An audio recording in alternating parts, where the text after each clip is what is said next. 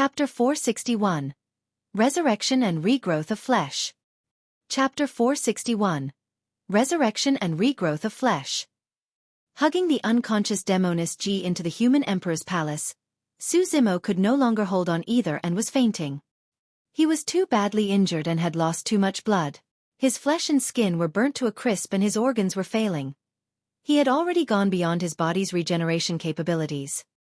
If he hadn't cultivated the mystic classic of the 12 demon kings of the great wilderness and possessed shocking vitality, he would have long been dead.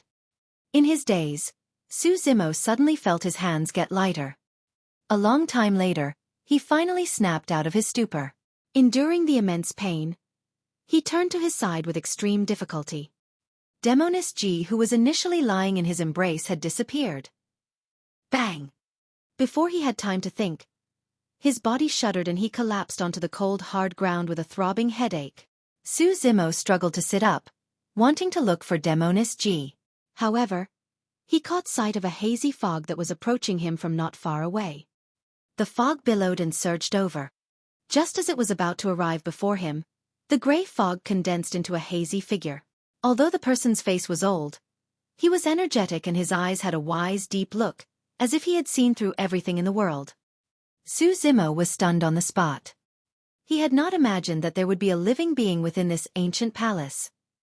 The human emperor's palace was a relic of the ancient era and had been through countless years in the sands of time where endless supreme and mighty figures have been buried. Time was the scariest thing which even emperors could not defend against. Who was that old man? Was he a character from the ancient era or was he a cultivator who had entered the human emperor's palace later on but was trapped here? Or perhaps, was this old man the legendary human emperor? Xueqi did not have the energy to contemplate those questions, and neither could he hang on any longer as he collapsed. Gazing at the ceiling, he found his vision blurring. The old man approached him and suddenly reached out. Between his fingers was an elixir the size of a longan. It gave off a faint smell of blood. For some reason, the aura the elixir gave off felt extremely familiar to Xueqi. The old man peeled open Xueqi's mouth and put the elixir inside. Xueqi had no strength to resist and the elixir melted in his mouth, sending a spicy warmth down his throat. Upon entering his stomach, it lingered for a moment before suddenly letting out a terrifying burst of energy. The energy felt like a tidal wave as it surged and cruised through his limbs. An intense blood chi shot forth, wrapping Xueqi in it as an extremely rich aura of vitality spewed out. One after another, beams of rainbow lights shot out in a divine manner, nourishing every single bit of his flesh. His body that was initially defeated was reignited with vitality. His injuries healed internally and externally as his charcoal black flesh peeled away. Pieces of flesh started regenerating on his bones with endless vitality. It was a regrowth of his flesh. This was a miracle almost akin to resurrection. A numbing sensation prickled through Xueqi's nerves, almost causing him to go insane. Ah! Xueqi could not help but let out a long bellow. The power within the elixir nourished his broken body like the way dew healed barren land. His dried flesh regrew and the tears on his organs closed, returning to normal. Xueqi's vitality was regenerating continuously. With the help of that energy, his physique's strong regeneration capabilities were awakened once more as his blood chi ran rampant within his body. Flesh could be seen growing at a visible speed near the wound on his abdomen, forming in pieces before combining together, merely leaving a faint scar. It was the same for the injury on his left chest. Although his collarbone was snapped earlier on, it was now piecing back together rapidly. Some time later, cracks appeared on Xueqi's charred skin and his scabs fell one after another, revealing jade-smooth skin beneath. In the blink of an eye, all of his scabs had fallen off without any scars left behind as he emitted a massive wave of vitality. All his injuries were healed. That was not all the changes brought about by the elixir. Not only did the elixir possess a massive vitality essence, it also contained terrifying blood chi and pure spirit energy. Initially, the spirit sea in Xueqi's dantian had already dried up. Right now, spirit energy was gushing in endlessly, forming a sea with massive waves that was even fiercer than before. Xueqi's cultivation realm was rising swiftly, and he was at the peak of 7 Meridian Foundation establishment before long. He did not even need to guide it. The spirit sea surged and a series of pure, rich spirit energy pushed against his body's 8th spirit meridian. Bang! Bang! Bang! There were a series of loud bangs and almost no time was wasted as the momentum brought him through. He had unlocked his 8th spirit meridian. Throughout history, there may have been no other cultivator who managed to unlock their 8th spirit meridian as easily as Su Zimo without the need to even consume a meridian unlocking elixir. Even after unlocking his 8th spirit meridian, his spirit sea did not calm down and was still roaring furiously. His cultivation realm was still climbing. A long time later, it finally came to a stop when he was at the peak of 8 Meridian Foundation establishment. At that moment, Su Zimo was finally certain. After the 8th spirit meridian, there was definitely a 9th spirit meridian, the legendary Extreme Foundation establishment. He was still in possession of a meridian unlocking elixir. Su Zimo planned to attempt to unlock his 9th spirit meridian after stabilizing down at this current cultivation realm so as to become the second person to reach the Extreme Foundation establishment realm after the human emperor. At the same time, the terrifying blood chi in the elixir restructured Su Zimo's body as well. Crack, crack, crack. A series of crackling sounds echoed from within his body as his tendons and bones rang together. His blood chi climbed and he was surrounded by a thick demonic chi, causing multiple ancient demons to form. A mysterious glow shone from his 7 orifices, turning brighter and brighter. A moment later, Su Zimo's body shuddered and his 7 orifices shone brightly. His power of blood chi exploded and his skin, flesh, tendons, bones, marrow, organs and orifices synergized with one another, forming a major heavenly cycle. He had attained greater mastery of the orifice clearing section. All of a sudden, his eyes jolted wide open and a beam of light that tore through the night shot forth in a bedazzling manner. Rising upright, Su Zimo felt his blood chi rumble like a tsunami as a rainbow light shone from his organs. His major tendons were firm, his bones were lively and his flesh was flawless. Upon closer inspection, he could even see a mysterious luster cruising through them. It was as though he had attained a perfect body. Su Zimo could clearly sense that his body was different and his 5 senses were even more keen. Without even opening his eyes, he could hear the sounds of fishes playing in a pond nearby as the image was visualized in his mind. Meek as a virgin with the burst power of a rabbit, his body was even more coordinated with the fusion of toughness and flexibility. With every single motion of his arm, he could produce limitless power with a rampant might. At this point of your cultivation, you would have perfected your technique and cultivated universal sight and hearing. With the help of the spirit perception, you will be able to avoid danger without seeing or smelling it. Be it whether you're moving, sitting or lying down, your heart will be able to sense and you will be able to defeat your enemies within 10 feet with your bare hands. Su Zimo could not help but recall the words that Dai Yu left him with as he murmured to himself, "I'm here now." Chapter 462. Mysterious Old Man. Chapter 462. Mysterious Old Man. Looking at his brand new body, Su Zimo lamented to himself as he experienced the power surging within him. The human emperor's palace is truly an ancient mythical object. To think that a single elixir from it would possess such wondrous effects. At that moment, Su Zimo's appearance had already returned to normal after being washed by the energy of the elixir. With his elegant features, he wore a set of green robes once more. There was no one else around other than that mysterious old man who had disappeared. Since his disguise methods were most probably child's play that would be seen through instantly in the eyes of the old man, Su Zimo had no intention of continuing with it.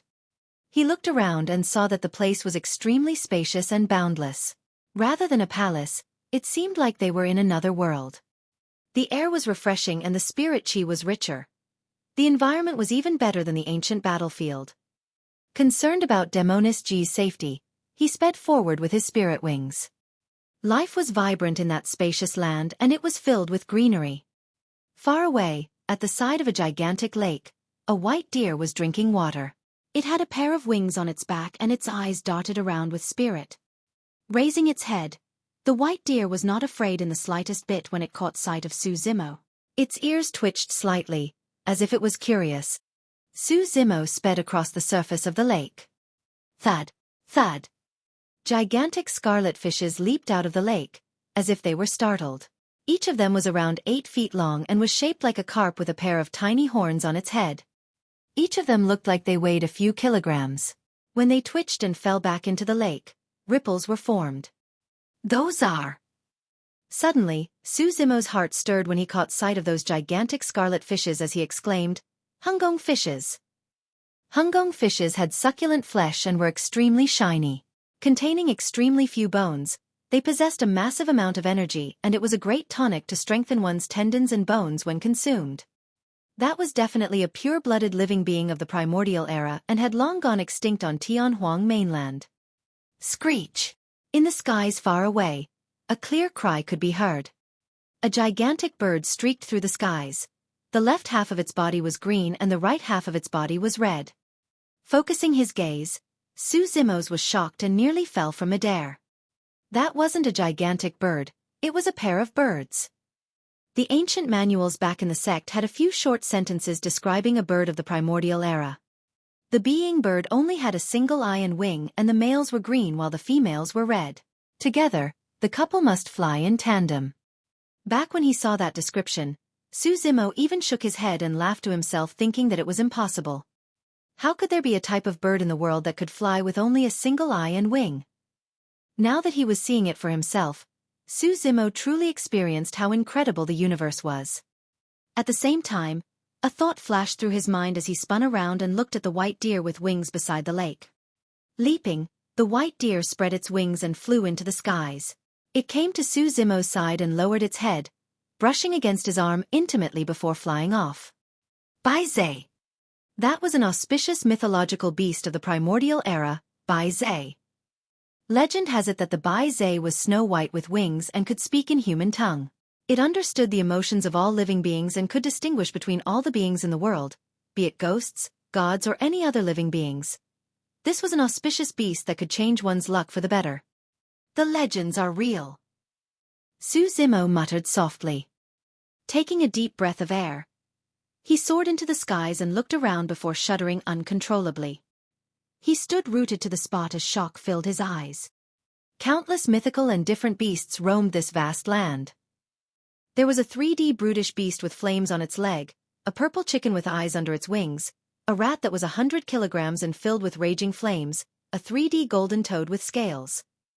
The beasts were so incredible that Suzimo had never heard of them before. He couldn't even name them. In fact, he even suspected if he had reversed through time and returned to the primordial era. All of a sudden, his heart skipped a beat and his gaze froze. Not far away, an old man stood with his hands behind his back. That was the mysterious old man who fed him the elixir. Without thinking twice, Suzimo arrived before the mysterious old man in a flash. Bowing deeply, he said with sincerity, "Thank you for rescuing me, Senior. I'm truly immensely grateful."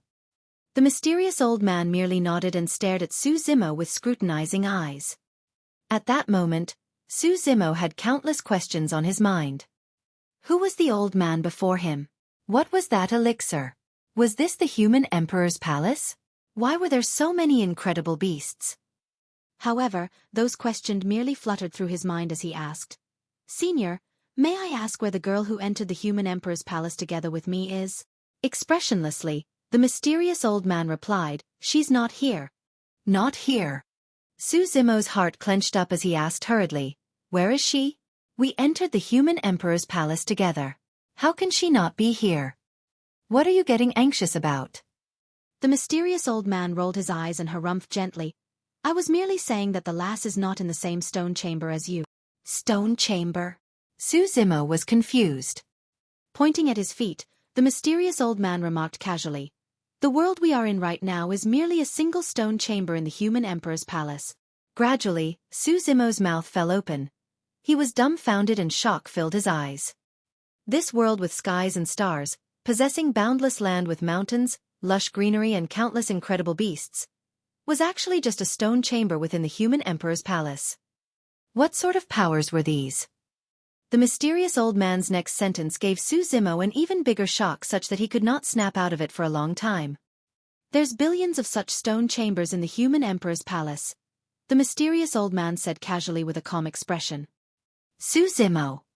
A long time later, still worried about Demonis G, he asked, "How is that girl in pink?" "Don't worry, she won't die. She'll follow her own destiny, the mysterious old man replied. Su Zimo only heaved a sigh of relief upon hearing that. Heh! Suddenly, the mysterious old man sneered. Young man, you're truly brazen to challenge the rules set by my master. If it wasn't because my mistress was kind enough to speak up for you seeing how pitiful that girl is, she would have died long ago. Master, mistress. Su Zimo blinked and asked in a testing manner, Senior, the master you're referring to is. Can you get any dumber?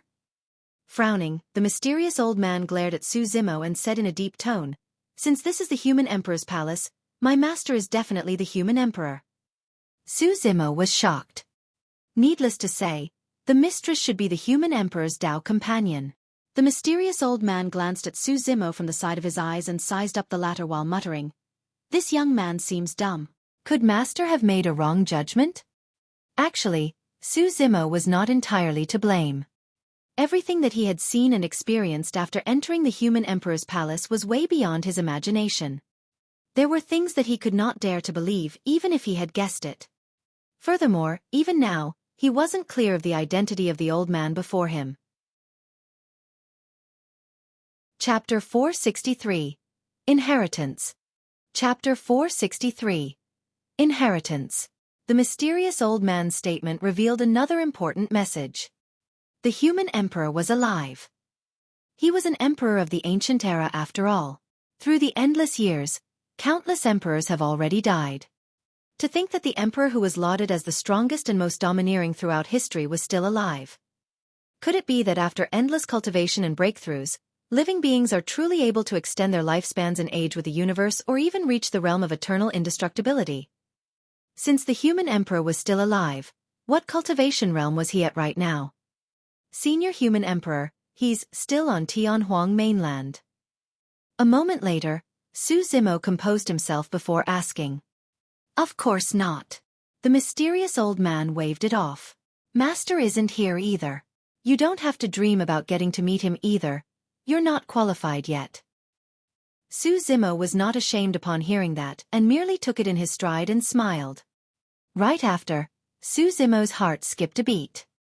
Suddenly, he recalled that before she left, Dai Yu said with a chuckle that she was about to return to her world. Was that the same world as the human emperor? Since there had never been any signs of immortals found on Tianhuang Mainland, did it mean that after attaining immortality, cultivators could pass through the void and travel to another world? Could that world be filled with countless immortals like Dai Yu and the human emperor? What sort of a vast and vibrant place was that? Instantly, countless thoughts filled Su Zimo's mind and he developed a longing interest towards that foreign world. Before you, a total of 7 people entered the human emperor's palace and each of them received a different inheritance. The inheritance you're about to receive is different from theirs. It can be considered as the true legacy of the human emperor. At that point, the mysterious old man looked deeply at Su Zimo before waving his sleeves gently, causing 2 objects to float in midair. It was a piece of paper and a gigantic seal. The paper was written with endless tiny words. Su Zimo merely swept his eyes across and felt them prickle slightly. The gigantic seal was squarish and golden throughout. On it, a divine dragon was etched, coiling around it in a lifelike manner. The gigantic golden seal hovered in midair, emanating waves of powerful might, as though it could crush the stars and suppress the entire world. The mysterious old man remarked, This is the coiling dragon seal. It's a connate spirit weapon, keep it well. A connate spirit weapon. Su Zimo was shocked. Prior to this, Su Zimo witnessed how terrifying connate spirit weapons were in that battle beneath the human emperor's palace. The shimmering silver circlet that Hang Qiuyu brought out shattered his supreme-grade spirit weapon instantly. That was also the reason why Hang Qiuyu managed to survive with a sliver of health after receiving Su Zimo's punch. Furthermore, Foundation establishment cultivators were unable to unleash the full might of connate spirit weapons. The terrifying burst power of connate spirit weapons could only be released in the hands of golden cores. Thank you, Senior. Su Zimo did not reject and took over the coiling dragon seal, injecting spirit energy into it. Whoosh! A bright light shone on the coiling dragon seal and Su Zimo seemed like he was holding a blazing sun with an intimidating might. Suddenly, Su Zimo's expression changed and he shuddered as his wrist sank. It was heavy. After it was injected with spirit energy, the coiling dragon seal almost caused Su Zimo to embarrass himself as it weighed down on him. Now that Su Zimo had attained greater mastery of the orifice clearing section, his physique had the strength to suppress all other 8 Meridian Foundation establishment cultivators without even taking on his demon form. However, despite that, his body experienced pressure from the coiling dragon seal. The mysterious old man nodded to himself. He thought that Su Zimo would definitely embarrass himself since he was unprepared and would be squashed by the coiling dragon seal. The fact that the lad could remain standing without moving had exceeded his expectations. Clearing away his spirit energy, Su Zimo put the coiling dragon seal away in his storage bag.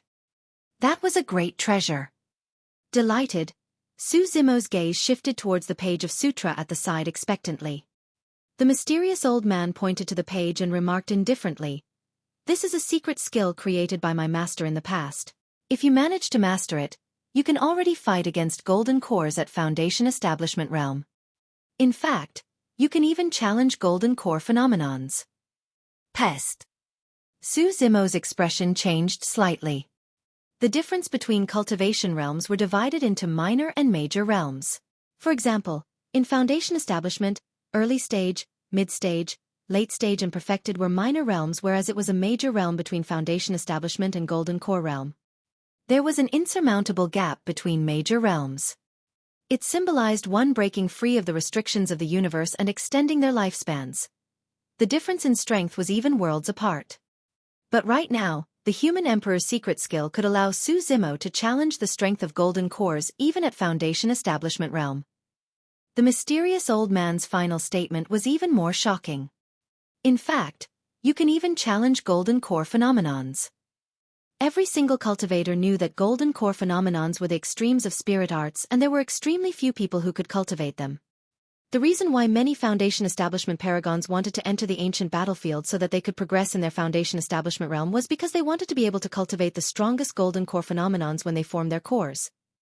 Without further description, the mysterious old man's simple statement had already revealed how terrifying that secret skill was. Sighing gently, the mysterious old man continued, "The conditions required to cultivate this skill are extremely stringent, and after my master created it, nobody else managed to learn it. I hope that you'll be able to succeed." Even though he said that, it was clear that the mysterious old man did not bear much hope through his tone. Su Zimo received the page of sutra and focused his attention. There were 3 tiny golden words in the middle of the first row. Ancient Dragonification Manual. Those 3 simple words caused a terrifying pressure that was shuddering. For some reason, Su Zimo felt his body heating up. It was as though an inexplicable power was surging within him. The mysterious old man's voice sounded once more. "Although you won't be able to transform into a divine dragon after attaining greater mastery of the ancient Dragonification Manual, you'll be able to conjure the phantom of a divine dragon that possesses the true might of the dragons. Humans are weak and have ordinary bloodlines. They can't be compared against the dragons who are extremely powerful from birth. If you want to cultivate the ancient Dragonification Manual, you will have to steal the blood chi of the dragon race. The elixir you consumed earlier was a blood-flesh elixir made from the flesh of a young dragon." Instantly, Su Zimo had a look of realization. That was the reason why he had a sense of familiarity towards the aura given off by the elixir. Su Zimo's eyes flickered and he frowned in deep thought. According to the mysterious old man's words, one could only succeed in cultivating the ancient Dragonification Manual after consuming the blood chi of the dragon race. He was in a rather unique situation. A couple of years ago, he had consumed half a dragon. Although it was not formed yet, that was the egg of a divine dragon after all. Hee hee. The mysterious old man chuckled coldly. "Don't look down on the fact that it's a young dragon. You were able to receive such immense benefits just by consuming an elixir made from the flesh of a young dragon. If it was an adult divine dragon, the power of a single drop of its blood would be enough to destroy you, let alone its flesh." Su Zimo did not doubt that statement at all. Back then, after he and Night Spirit consumed that dragon egg, their bodies almost gorged to the point of explosion, and it took them a full 3 years to digest it completely. Chapter 464. 2 Utmost Treasures. Chapter 464. 2 Utmost Treasures. The conditions required to cultivate the ancient Dragonification manual are extremely stringent, and obtaining the blood qi of the dragon race is merely the beginning. Among the 7 people who entered the human emperor's palace before you, there were also some of them with potentials comparable to you. However, they were merely slightly inferior. The mysterious old man said with a trace of pity. Tisked. That lay kid was rather decent as well. However, it was a pity that he couldn't unlock his 9th spirit meridian, causing him to miss this great opportunity to get the ancient Dragonification manual. At that point, Su Zimo's heart skipped a beat as he recalled Uncle Liang's words. Legend has it that the secret to the Extreme Foundation establishment is hidden within the human emperor's palace. He asked hurriedly, Senior, may I ask, how does one unlock the 9th spirit meridian and cultivate to the point of Extreme Foundation establishment? Foundation establishment was an extremely important step in one's path of cultivation, and how stable their roots were would decide their future accomplishments. The mysterious old man replied, 9 represents the extreme, and if one wants to unlock their 9th spirit meridian, their spirit energy would have to be extremely pure without the slightest bit of impurity. I've checked through your spirit energy. It's very pure, and that's quite seldom. Pondering for a moment, Su Zimo remarked, Senior, up to this point of my cultivation, I've rarely consumed any elixirs, and even for those that I consume, they were at perfect grade. I think it should have something to do with that. Apart from perfect grade elixirs, every other grade of elixir possessed impurities. Long-term consumption would result in consolidation of those impurities. Although they would not have a significant impact on a cultivator's combat strength, it would impede the possibility of them unlocking their 9th spirit meridian. Elixirs are only part of the equation. The mysterious old man shook his head. In Tianhuang Mainland, there are many sects and factions with rich heritages and immense foundations. It's not rare for them to provide perfect-grade elixirs for the paragons in their sects with the most potentials. However, even while cultivating and absorbing spirit qi, there's no way to avoid the existence of impurities. While cultivating? Su Zimo frowned slightly. The mysterious old man explained, mortals consume food which would turn into feces upon digestion, creating impure qi and filth. Therefore, at a certain point of cultivation, there's a saying of inedia. Su Zimo nodded. He had heard about inedia before. It was said that after entering nascent soul realm and cultivating an essence spirit, cultivators could live without consuming food and merely take in dew and the essence of the universe to survive, soaring through the skies and riding the clouds. In fact, they could even scour the world and explore the 4 oceans and 8 desolates with a single thought. The mysterious old man continued, similar to mortal food, spirit qi would inevitably contain impurities upon absorption to one's dantian. That is, unless the person was in possession of an utmost treasure that could help them purify the spirit qi. At that point, he gave a meaningful look at Su Zimo's right hand. Suddenly, Su Zimo gave off a gradual look of realization as he recalled how qi entered his body while he was cultivating his qi condensation manual. Back then, spirit qi entered his body through his right hand. Before entering the human emperor's palace, the few sealers said that his right hand was a divine phoenix bone. If that was true, it would explain many things. Entering his right hand, spirit qi would be purified by the divine phoenix bone, incinerating all impurities and allowing him to only take in the purest spirit qi. Back then, he had just mastered qi condensation and was able to release a level 3 spirit fire with his right hand immediately. Now that he thought about it, that was not a true level 3 spirit fire. He merely managed to possess the might and heat of a level 3 spirit fire because of the divine phoenix bone. Of course, from the beginning till now, Su Zimo had never released the true powers of the divine phoenix bone. At the battle beneath the human emperor's palace, the terror of the divine phoenix bone had only revealed itself for a brief moment after absorbing the golden core's true fire before returning to normal. The mysterious old man said with a hint of lament, this divine phoenix bone is one of the rare few utmost treasures in Tianhuang Mainland. The person who changed your fate by attaching your wrist with this divine phoenix bone must have exerted a lot of effort. At this point, Su Zimo was finally certain that his blood bone palm was the legendary divine phoenix bone. Previously, he was severely injured after killing the joyful sect cultivators in Songlang mountain range, and his right hand was battered. By the time he woke up, his right hand was already perfectly fine. In other words, during the few days he fainted, Dai Yu had not only helped him to plant a spirit root, she had even reattached his wrist with the divine phoenix bone. If you are smart, you should have realized that you must not reveal that divine phoenix bone again after leaving this place. Otherwise, you are definitely bound to die. The mysterious old man said with a stern expression. Even the mighty figures and patriarchs of the human race would be tempted to make a move for the divine phoenix bone. Su Zimo nodded. Thankfully, he changed his appearance and hid his identity beneath the human emperor's palace. Otherwise, he would definitely be hunted upon re-entering Tianhuang Mainland. A man's talent would often arouse the greed of others. There is also an extremely strict requirement for one's spirit root if they want to reach the extreme foundation establishment realm. Regarding that, you have no issue as well. After a brief pause, the mysterious old man looked at Su Zimo deeply once more. There are only that few types of utmost treasures in Tianhuang Mainland. Someone has really spared no expenses in trying to pave your path forward by leaving you with 2 of them. Ah! Su Zimo was shocked. Before Dai Yu left, she had left him 3 gifts.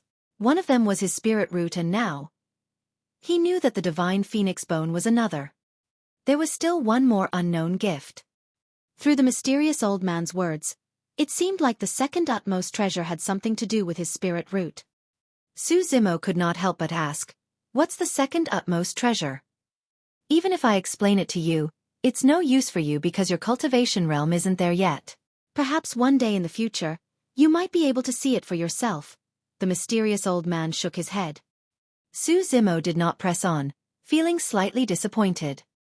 The mysterious old man continued, "The ancient Dragonification manual expends a lot of one's spirit energy, and it can only be released with an extreme foundation establishment. Not only that, the ancient Dragonification manual requires a lot from the physique of a cultivator. Although you're only conjuring the phantom of a divine dragon, it still possesses the true might of a dragon. Extremely terrifying, it overrides over all living beings. An ordinary body wouldn't be able to withstand the might of the dragon, and even ancient remnant beasts would explode into a blood mist. Since you're someone who does immortality and demonic cultivation together, your physique is alarming and is enough to withstand the ancient Dragonification manual." Su Zimo was not surprised that the mysterious old man could read his background like a book. However, what surprised Su Zimo was the mysterious old man's attitude towards the matter. If the various major sects of Tianhuang Mainland were to know that he was doing immortality and demonic cultivation at the same time, they would definitely regard him as a despicable outcast and kill him. However, the mysterious old man was indifferent towards the issue. Waving it off with his hand, the mysterious old man said, "There's less than half a year left. Stay here and cultivate for now. You don't have to force yourself even if you don't succeed." "All right." Su Zimo nodded and strode to the lakeside without hesitation, sitting down to glance through the page of sutra. Every single word on the sutra possessed a mysterious might. Even with Su Zimo's powerful eyes, he had to take a rest every now and then. He could only continue reading after closing his eyes for a short break. When he was thirsty, Su Zimo would drink from the lake. When he was hungry, he would catch a hungong fish for food. Other than that, the rest of his time was spent on cultivating the ancient Dragonification manual. Just like that, 5 months passed in the blink of an eye. This day, as it was close to the end of the year in the ancient battlefield, the mysterious old man appeared and was about to inform Su Zimo who was at the lakeside. All of a sudden, a change happened to Su Zimo's aura. A terrifying might descended at the lakeside, shocking the masses. Chapter 465. True Dragon? Chapter 465. True Dragon. Sensing something, the mysterious old man looked towards Su Zimo. Beside the lake, Su Zimo assumed a lotus position with an upright back. His eyes were closed as his black hair swayed without any wind. A terrifying aura was coming forth from within his body, climbing rapidly. It was as though an ancient power was being awakened. An extremely long living being appeared in midair, coiling several rounds around Su Zimo upwards. Finally, it stopped in midair and its gigantic head stared in the direction of the mysterious old man. Dragon race. Compared to adult dragons which can be thousands of feet long, this could only be considered as a young dragon. Although it was only a phantom of a young dragon, the aura that it produced was shuddering, as if it could conquer all living beings. Gradually, green scales appeared on the young dragon's body one after another, shimmering with a cold glint. The bone spikes on its back and its sharp claws were bared while its horns stood gloriously.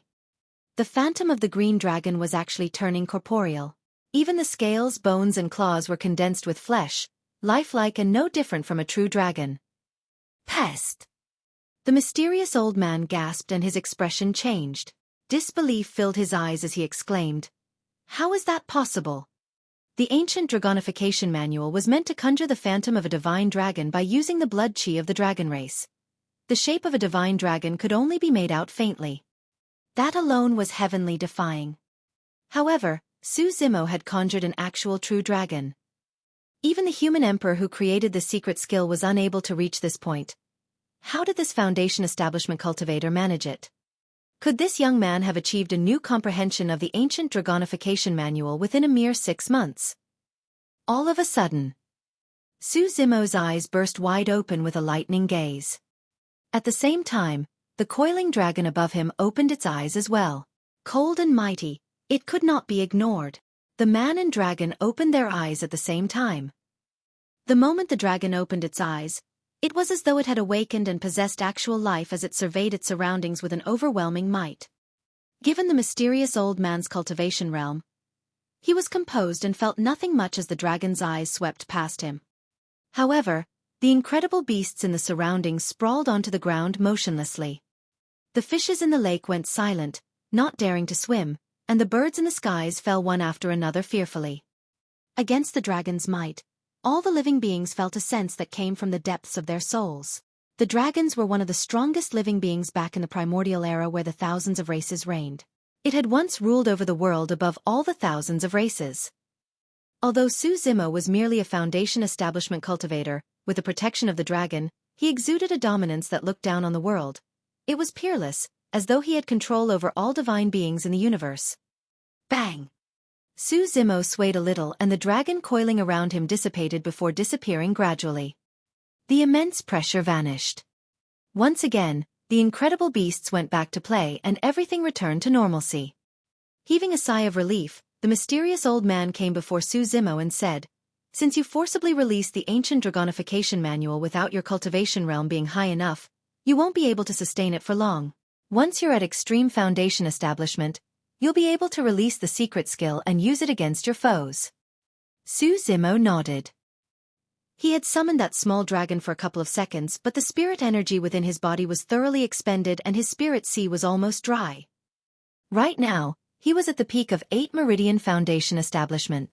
The fact that he was still unable to release the ancient Dragonification manual given his immense spirit energy was proof of how terrifying that secret skill was. The mysterious old man's gaze lingered around Su Zimo, sizing him continuously. It was only until Su Zimo's hair stood on end that the mysterious old man asked, "How did you manage to conjure an actual true dragon?" Hesitating for a moment, Su Zimo shook his head. "I don't know either." He had a guess in his heart but he wasn't certain. The fact that he was able to conjure a true dragon might have a lot to do with his consumption of half a dragon egg.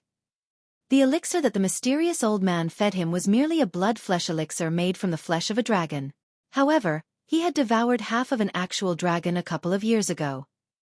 After entering his stomach, the essence and vitality of the dragon race filled every single part of his body. Cultivating the ancient Dragonification manual caused that power within his body to awaken, causing yet another unaccounted change. Master truly has good judgment. The mysterious old man did not press on and merely lamented. A moment later he said, "The year is almost up and the last that entered together with you has left first. It's about time for you to do so as well." Su Zimo was relieved when he heard that Demonis G was fine. Bowing deeply to the mysterious old man, he said, "Thank you for your life-saving grace and the guidance for the past half-year, Senior." He had truly benefited way too much this time round. He had attained greater mastery of the mystic classic of the 12 demon kings of the great wilderness, and was only a step away from forming an inner core. In terms of cultivation, he was already at the peak of 8 Meridian Foundation establishment. As long as he consumed the Meridian unlocking elixir and continued cultivating, he would have a chance of unlocking the 9th Spirit Meridian. He would be able to cultivate to the legendary Extreme Foundation establishment realm. At that point, Even without taking on his demon form, he would be able to fight against golden cores with the might of the ancient Dragonification manual. The mysterious old man waved it off. You don't have to thank me. If you're truly able to reach my master's level one day, thank him personally face to face. Where do you want to descend? I can send you there. After pondering for a moment, Su Zimo said, Tianhuang City. Upon re-entering the ancient battlefield, Su Zimo could clearly sense that the place seemed to have gotten more unstable. It meant that the year was almost up. Tianhuang City was a little empty and quiet without the bustle from before. Most of the cultivators have already left and only a few remained. They traveled through the city with hurried expressions. It was clear that they were also preparing to leave. There was already no one at the territory of Elixir Yang's sect. Su Zimo went straight to Xiaoning's room and caught sight of her handwriting etched on a stone table after looking around. Brother, Elixir Yang's sect is located in the middle continent of Tianhuang Mainland. Because their teleportation spot is extremely far from Tianhuang City, I'll have to make a move with Sister Tang Yu first. Once I cultivate the longevity elixir, I'll return to Yen country to look for Big Brother. Both Night Spirit and I are fine. Don't miss us. Regards, Xiaoning. The writing was scribbled a little hurriedly. It was obvious that Xiaoning truly had no time at the end and had to leave. Smiling to himself, Su Zimo reached out and gave a simple swipe. Even though it was a casual move, an entire layer of the stone table's surface was wiped off and the words disappeared completely. Before leaving Tianhuang City, Su Zimo had already instructed Night Spirit to stay by Xiaoning's side and head to Elixir Yang's sect with her. He had to return to the Great Zhou dynasty and was unable to stay by Xiaoning's side. As such, the only way he would feel relieved was if Night Spirit was with her. Now that he knew that Xiaoning was fine, Su Zimo was at ease and did not linger further in the city. He headed straight for the cave abode that Ji Yaoxue and the rest were cultivating in. Previously, he promised her that he would return for her. Suddenly, Su Zimo could not help but frown when he recalled a person. Junhao. Previously, he suspected that there was something wrong with that person but he had no proof. Before leaving, he even reminded Ji Yaoxue to keep something up her sleeve to guard against that guy. I hope Yaoshue's fine. Su Zimo's eyes flashed with a cold glint and a massive pair of wings spread out behind him. Blood chi burst forth and he sped forward at full speed. His speed was already at its limits. Chapter 466, Fallout. Chapter 466, Fallout. A steep mountain stood at the borders of the ancient battlefield. Halfway on the mountain, a man stood in front of the cave abode with his hands behind his back. He was handsome and had a noble aura, but his expression was grim and his eyes flashed with coldness occasionally. Azure Frost Sect's Junhao was the prince of the Great Xia dynasty. The reason why he courted Ji Yaoxue painstakingly previously was because he knew about her identity as the princess long ago. If the two of them could develop further, he could make use of the opportunity and her identity to understand the background of the Great Zhou dynasty fully. However, it was a pity that Ji Yaoxue maintained a neutral attitude towards him all these years, similar to how she would treat all the other senior and junior brothers in the sect. Although Junhao was a little frustrated, he was extremely scheming and was in no hurry. The path of cultivation was long and there were many chances for them to interact since they were in the same sect. However, it was a pity that a monstrous cultivator appeared in the sect competition, giving him a sense of threat. When Ji Yaoxue wore that long pale yellow dress and circled around that man, smiling with a bedazzling wink, that scene stabbed Junhao's heart like a thorn. Su Zimo. He gripped his fists slowly and narrowed his gaze. Ji Yaoxue's attitude towards that man was clearly different from others. Even the way she looked at him was enough to make Junhao jealous. After entering the ancient battlefield, his plans were further destroyed when Su Zimo unleashed terrifying methods and suppressed all enemies domineeringly. Almost all the great Xia cultivators that entered the ancient battlefield were killed. The scariest thing was that Su Zimo had already begun suspecting him. In that period of time, Junhao lived his days on thin ice, hiding carefully, afraid to let out a single mistake. During normal times, that man looked like a scholar with a friendly appearance and calm gaze. However, Junhao knew in his heart that this was a man who was decisive to kill. As long as he revealed a single mistake, that man would definitely kill him without giving him a chance to explain. Finally that day Su Zimo left. It was only then that Junhao heaved a sigh of relief and felt relaxed. However, it did not take long for him to be frustrated once more. In fact, he was even seething with hatred. There were 5 stone chambers in the cave abode. Before leaving, Su Zimo had actually set up a formation outside the 5th stone chamber. Ever since that day, Ji Yaoxue had not stepped out from that stone chamber at all. No matter how Junhao tried to invite her, she would always have excuses to push him away. At the same time, she did not allow anyone in, including the remaining 2 guards of the Great Zhou dynasty. Yaoxue, have you started suspecting me as well? Junhao's gaze flickered. Slowly his expression turned cold as he murmured, since that's the case, don't blame me for falling out with you. He withdrew a spirit crane from his storage bag and wrote a few words on it. After injecting spirit energy to it, it spread its wings and flew, disappearing into the void instantly. Turning around, Junhao entered the cave abode and walked towards the 5th stone chamber. He did not walk far when Si Yutong of Iridescent Cloud's palace approached him. The latter greeted with a smile. Brother Junhao, the year is almost up. When are we leaving? After consuming the Meridian Unlocking Elixir, Si Yutong cultivated to 6 Meridian Foundation Establishment. Junhao was at 7 Meridian Foundation Establishment right now. With a fake smile, Junhao replied, I'm about to look for junior sister Yaoxue to discuss this. Come along. All right. Si Yutong agreed readily without suspicion. After passing the long tunnel, they arrived before the 5th stone chamber where the remaining 2 guards of the Great Zhou dynasty stood on each side. Both of them were also at the peak of 6 Meridian Foundation Establishment. Most of the cultivators at the center of the ancient battlefield were at 7 Meridian Foundation Establishment, and the paragons of Supersex were even at 8 Meridian Foundation Establishment. However, in reality, most of the cultivators in the ancient battlefield were only at 6 Meridian Foundation Establishment. Greetings, fellow Taoists. The 2 guards greeted with cupped fists. Since there were only 5 of them here, all of them were long familiar with one another. Junhao's gaze was fixated on the stone door as he said loudly with a smile, Junior sister Yaoxue, the year is almost up. Let's move today and return to the teleportation spot. A moment later, an unhurried voice sounded from within the stone chamber. Senior brother Jun, there's no need to hurry. Zimo promised me that he will return. There's no difference waiting for a couple more days. Junhao's expression froze when he heard that. Lowering his head slightly, his gaze was ghastly and his face was frighteningly dark. Wait for him. Si Yutong sneered. That person didn't know what's good for him and ventured deep into the ancient battlefield. Since there's been no news of him for so long, he's definitely dead. Ji Yaoxue replied indifferently, I believe that he won't die and will definitely return. Phew. Si Yutong stifled a chuckle and shook his head. He was absolutely sure that Su Zimo was dead after venturing into the depths of the ancient battlefield. Junhao took a deep breath of air. By the time he looked up, he had a smile once more. Junior sister, there's only 10 odd days left.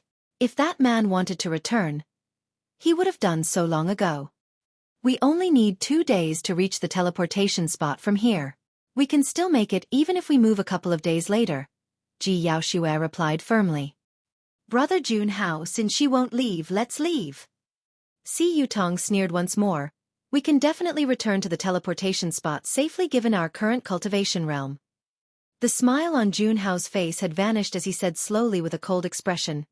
Yaoxue, I've already given you your last chance. Since you didn't cherish it, don't blame me for not showing mercy on account of us being in the same sect. The moment he said that, the atmosphere turned strange. The 2 guards frowned and looked at Junhao in confusion. Si Yutong was stumped as well. Things were fine earlier on. Why did he suddenly have a change in attitude? What did it mean by last chance and not showing mercy? With a cold gaze, Junhao glared at the stone door, as though he could see the woman inside, and said word by word, Yaoxue, you'll be leaving today whether you want to or not. The choice isn't yours. Junhao, what do you mean by that? Sensing Junhao's hostility, one of the guards hollered warily. Inside the stone chamber, Ji Yaoxue sighed. You still couldn't hide it after all. Since you've already begun to suspect me, there's no need for me to pretend any longer. Junhao admitted readily. I was initially skeptical when Zimo reminded me at the start. Ji Yaoxue shook her head. However, you've been too anxious for the past half a year, trying to find excuses to either enter or to get me out. At that time, I knew that Zimo's guess was right. Indeed, he was the one who spoiled my plans. Junhao cursed and pointed at the stone chamber, sneering. Yaoxue, do you think that a few layers of formations laid down by a dead man would be able to protect you? Zimo mentioned that even an 8-Meridian Foundation establishment cultivator would have to take a few days to dispel this formation. Ji Yaoxue replied, however, it's a pity that you're at 7-Meridian Foundation establishment. Given your strength, there's no way you'll be able to dispel this formation. Junhao, give it up. Even if it's something that Zimo left behind, you won't be able to deal with it either. Junhao was furious upon hearing Yaoxue's words and lost control of his emotions. He snarled as an ugly expression showed on his face and green veins popped from his neck. Yaoxue, once I break through this stone chamber, I'll let you enjoy for a long time beneath my crotch. A series of dull, heavy footsteps sounded, approaching from afar in the tunnel. Bang, bang, bang. The entire cave abode was shaking as dust fell endlessly. Instantly, an aura of death gushed over with a suffocating stench. Chapter 467, Monster. Chapter 467, Monster. Although she was behind a formation in the stone chamber, Yaoxue could still sense the repressive pressure that was arriving. It was as though a supreme monster was rapidly approaching. Junhao's expression was dark and his gaze was cold. I can't deal with something that Su Zimo left behind? Yaoxue, do you really think that he's the only one with an ace up his sleeve? Following Junhao's fallout, both parties were on the brink of fighting. The two great Zhou guards looked serious and withdrew their spirit weapons one after another, ready to fight. Si Yutong's eyes were filled with shock. He retreated slowly upon realizing that something was amiss with the situation, wanting to stay out of things and find a chance to escape. On the one hand, it was the third princess of the great Zhou dynasty. He did not dare to offend her. On the other hand, although it seemed like the other party was a cultivator of Azure Frost sect, his background did not seem simple. More importantly, Junhao was at 7-Meridian Foundation establishment. Si Yutong did not dare offend him. How unlucky! He cursed internally. Junhao's gaze shifted toward Si Yutong as he asked murderously with a cold glint in his eyes. Si Yutong, whose side are you on? He was straightforward, leaving Si Yutong with nowhere out at all. If Si Yutong chose to be on Junhao's side, once this matter was exposed, he would definitely be hunted down in the territory of the great Zhou dynasty and would be in dire straits. However, if he chose to be on Ji Yaoxue's side, he would be faced with a fierce battle right away. Although they had the advantage in numbers, they were all at 6-Meridian Foundation establishment. They had little chance of winning against Junhao, who was at 7-Meridian Foundation establishment. Right then, a cultivator walked over from the tunnel. His feet did not touch the ground and he was like a ghost. Si Yutong was scared out of his wits. Wearing white robes, that person's face was frightfully pale and his skin was pale. Reeking of death, those listless eyes that resembled dead fishes bulged out in a bloodshot manner, looking extremely terrifying. Bang, bang, bang. Heavy footsteps approached. A tall and mighty figure followed right after and arrived. A full 10 feet tall, he was silent and wore black robes with a hood that covered his body tightly. This was like a guardian of hell. The expressions of the two great Zhou guards changed slightly as they subconsciously gulped, trying hard to compose themselves. Against the black-robed cultivator, the two of them seemed like children. Both of them turned their attention over. Most of the black-robed cultivator's face was covered by the hood, revealing only his chin such that it was hard to catch his appearance. Initially, Si Yutong was still hesitant. However, he made up his mind after the black-robed cultivator appeared and suddenly said, "Senior brother Jun, I'm definitely on your side." Junhao's eyes flickered with a mocking expression as he nodded. "Very good, at least you can read the situation." Si Yutong heaved a sigh of relief. The reason for his decision was because he could sense danger exuding from the black-robed cultivator. By standing on Junhao's side, he was exposing himself to the danger of being hunted by the great Zhou dynasty. However, he would have to die right away if he chose to stand on Ji Yaoshue's side. Junhao had already composed himself. Arriving before the white-robed cultivator, he bowed deeply and respectfully. "Thank you for rushing over, Senior Brother Li. I'm afraid I'll have to depend on you to dispel this formation." "Yes." The white-robed cultivator raised his head slightly. Si Yutong's gaze shimmered and he frowned to himself. He noticed something odd. Junhao merely greeted the white-robed cultivator and was oblivious to the tall black-robed cultivator at the back. However, Si Yutong could clearly feel that the black-robed cultivator was scarier. How could that be? Turning around, Junhao could not conceal the killing intent in his eyes as he glared at the two great Zhou guards and said coldly, "Si Yutong, it's time for you to shine." All right. With no other way out, Si Yutong could only abide by Junhao. Go! Slapping his storage bag, Si Yutong hollered softly and summoned a supreme-grade flying sword. A resplendent glow filled the sword in a bedazzling manner. The two great Zhou guards retaliated as well, churning their spirit energies with all their might. 6 spirit meridians appeared as they summoned their flying swords to fight against Si Yutong. Cling! Clang! The 3 of their flying swords collided repeatedly in midair, causing sparks to fly. The guards who were qualified to enter the ancient battlefield were carefully selected from the capital of Great Zhou. Since the 3 of them were at 6 Meridian Foundation establishment, Si Yutong did not have any advantage against the 2 guards and was instead losing slowly. Humph! Waving his robes, Junhao sent forth a green azure chi that condensed into a gigantic palm in midair. The temperature on the battlefield dipped instantly. The 2 great Zhou guards were shocked. Both of them could not deal with the full might of a spirit art released by a 7 Meridian Foundation establishment cultivator. Azure Frost Palm. Right then, a cold laugh sounded from within the stone chamber. The stone door opened and Ji Yaoshue strode out. Waving her robes in the same manner, she conjured hand seals and let out an azure frost chi, creating a massive palm. The 2 palms collided in midair. Boom! Spirit chi dissipated evenly. 7 Meridian Foundation establishment. Junhao's eyes lit up and he could not help but clap his hands in laughter. Well, well. To think that you've also unlocked your 7th spirit meridian, Yaoshue. It's no wonder why you're my junior sister. Ji Yaoshue was wearing the long pale yellow dress. Although she was merely standing there, she exuded an air of nobility that was filled with dominance. Princess, hurry back. It's dangerous here. One of the great Zhou guards urged after seeing Ji Yaoshue leave the stone chamber. Yaoshue, you're finally willing to come out. Junhao whipped out a flying sword from his storage bag and shook his head. However, since you walked out of that stone chamber, you don't have to return anymore. Go! The sword tore through the air, turning into a streak of light that arrived instantly. Ji Yaoshue did not panic at all as she circulated the spirit sea in her dantian with her full might. Her 7 Meridian spirit energy surged wildly as she similarly brought out a flying sword and fought against Junhao.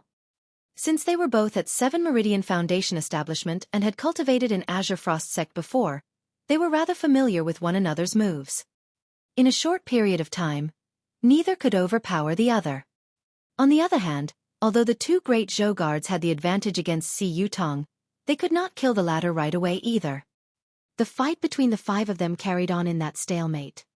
Spirit chi surged furiously on the battlefield and sword chi was merciless, but no victor could be decided.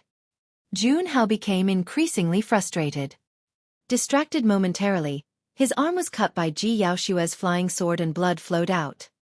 A bunch of trash. The white-robed cultivator that was initially standing at the side was finally getting impatient. Waving his hand gently, he said in a cold manner, "Go and kill those 2 6 Meridian Foundation establishment cultivators and capture that woman alive." The black-robed cultivator that was originally standing motionlessly behind him walked forward. Bang! Bang! Bang! With each step taken, the cave abode would quake violently in a terrifying manner. Roar! Charging in the direction of the battlefield, the black-robed cultivator suddenly let out a deafening roar. Shing! His black robes were ripped apart, turning into countless pieces of cloth that danced in the air. the black-robed cultivator revealed his true appearance. Apart from the white-robed cultivator, everyone else present was shocked and their pupils constricted. Their scalps prickled as they felt their hairs stand on ends. What's that monster? One of the great Zhou guards asked with a trembling voice. His limbs had gone cold. Even though Junhao knew what the black-robed cultivator was right from the start, he was still shocked when he caught sight of his true appearance and nearly lost control of his flying sword. Chapter 468. Wow! So amazing? Chapter 468. Wow! So amazing. That was no cultivator. To be precise, that wasn't a living being. The monster reeked of a rotting stench and his skin was black. Muscles bulged from his body in distinct pieces, looking as though they were washed with steel liquid. Long fingernails as sharp as knives shone with a ghastly green color. They were clearly carrying poison. There were no pupils in his eyes and they were completely white, looking extremely frightening. When the monster roared, green veins popped up on its neck and face, akin to small little snakes that were crawling on the surface of its skin. It bared a pair of bloodied fangs and its face was shuddering and menacing. This was a living corpse. None of them present had witnessed such methods before. Not only was the corpse resurrected, it was controlled by someone and let out such a terrifying aura. Even though she was the princess of Great Zhou, Ji Yaoxue was also greatly shocked and her face was pale. Bang! Bang! Bang! The corpse strode in huge steps towards the battlefield. Sensing that the situation was bad, Junhao and Si Yutong had already withdrawn themselves from the battle long ago, afraid that they would be implicated. Go! One of the great Zhou guards summoned his flying sword while the other conjured hand seals, producing blazing fireballs that shot at the corpse. As though it did not see them, the corpse did not slow down at all. The two great Zhou guards were slightly relieved when they saw that, thinking to themselves, at the end of the day, it's just a walking corpse with no brains that doesn't know how to dodge at all. Clang! Before they could finish their thoughts, the flying sword had already pierced the corpse's chest. However, the sound of metal clashing echoed. The flying sword was repelled. The fireball landed on the corpse and lasted for 2 breaths before extinguishing. In the billowing smoke, not only was the corpse fine, it turned even more violent. The two of them were dumbfounded and their eyes widened. At the same time, Ji Yaoxue's flying sword descended. Shining with 4 bedazzling spirit patterns, its sword chi was cold and it pierced the corpse's head with its sharpness. Clang! Another crisp sound rang out accompanied by a chain of sparks. The flying sword was repelled as well. A faint white scar merely appeared on the corpse's glabella. Its skin was not even scratched. Ji Yaoxue was gravely shocked. She was at 7 Meridian Foundation establishment and she possessed a supreme-grade flying sword.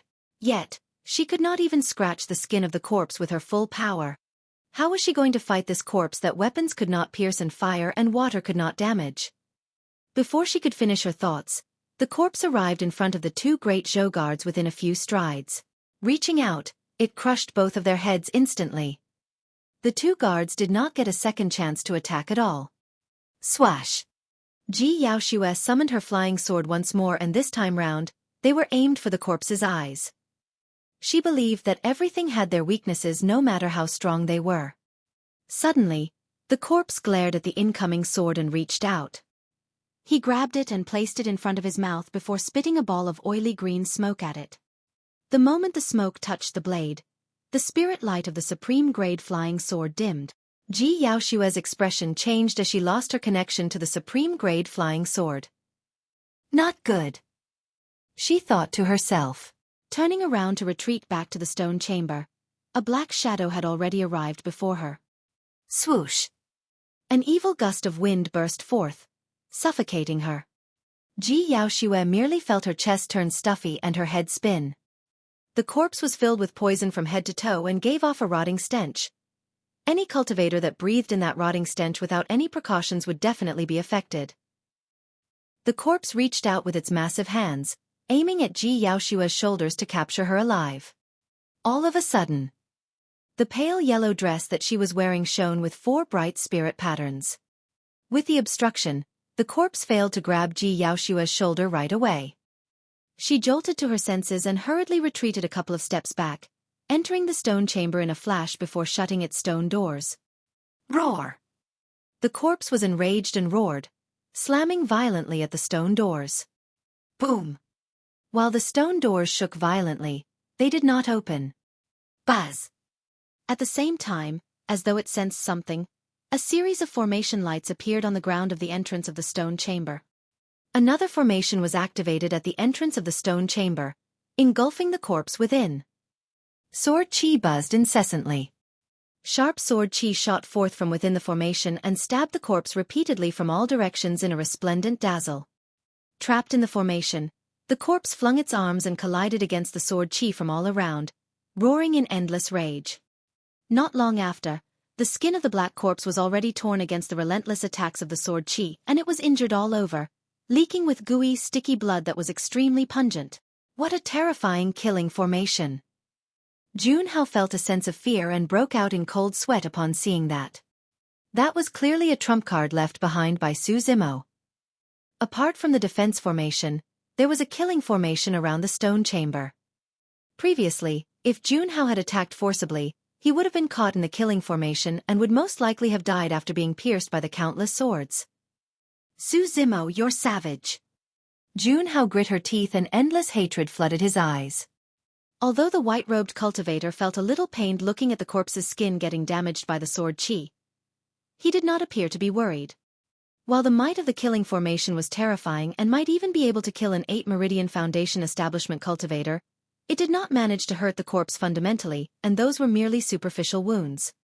As the filthy blood of the corpse flowed onto the ground, the formation patterns were gradually tainted. The might of the killing formation was diminishing. The formation light was also dimming gradually. Before long, the killing formation was dispelled entirely and the corpse broke free. By now, it had descended into a complete frenzy as it charged at the stone chamber. Bang! Bang! Bang! The light of the defensive formation shone repeatedly, withstanding the attacks of the corpse one after another. With nowhere else to retreat to within the stone chamber, Ji Yaoxue found herself calming down instead. In her heart, she knew that the power produced by the corpse was not weaker than an 8 Meridian Foundation establishment cultivator.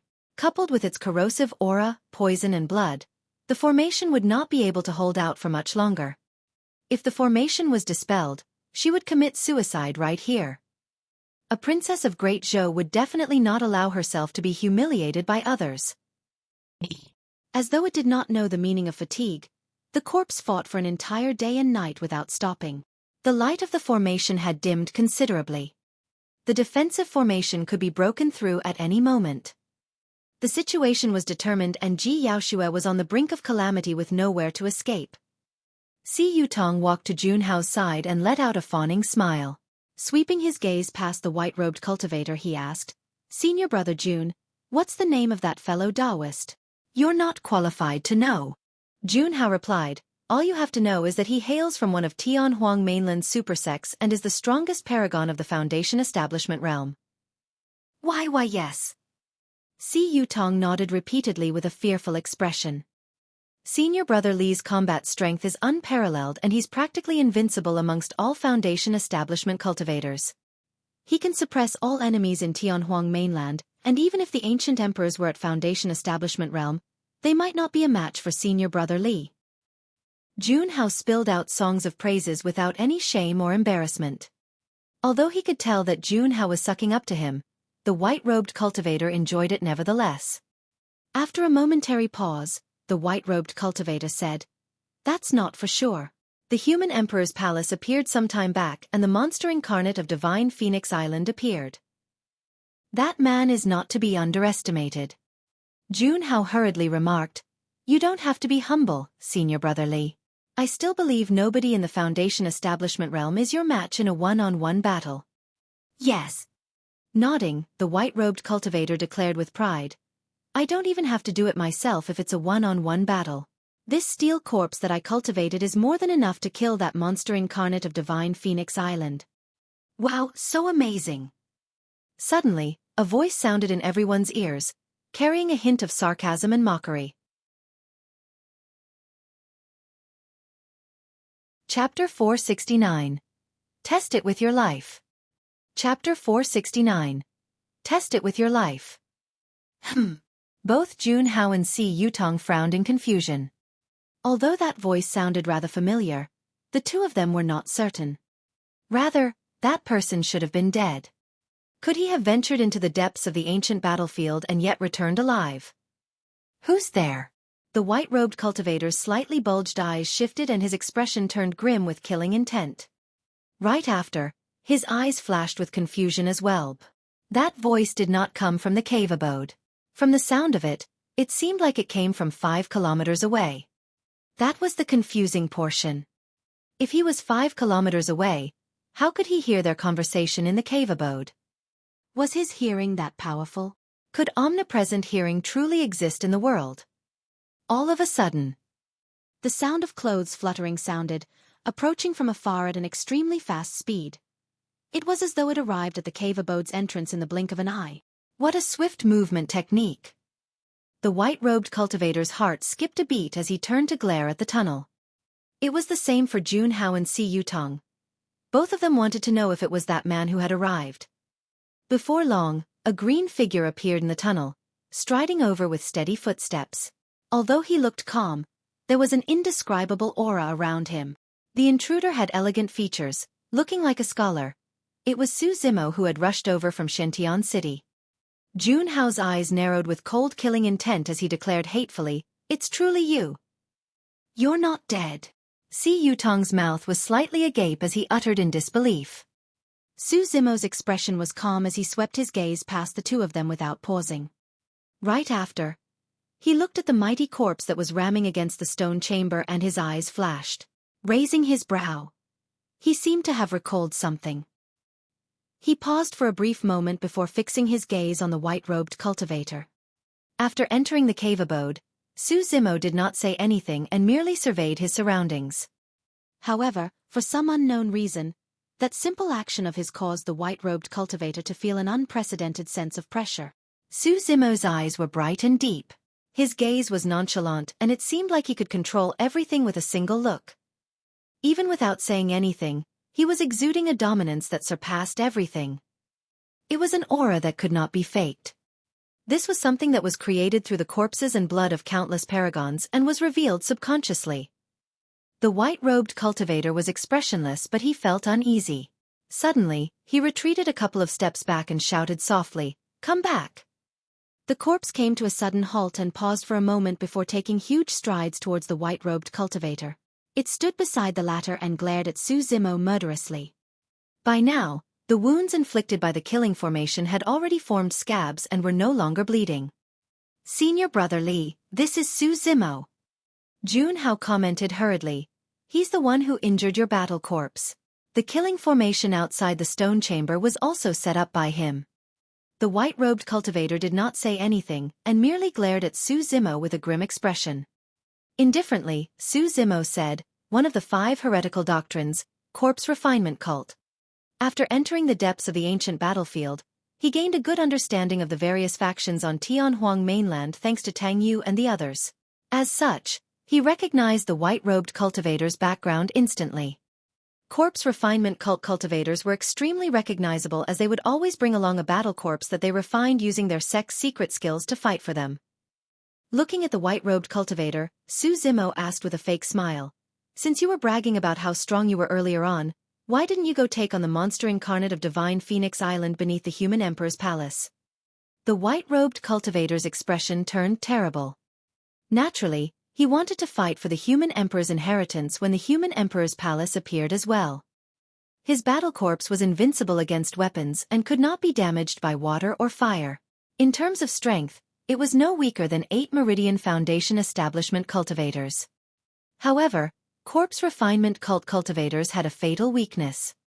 Compared to their mighty battle corpses, they were not strong.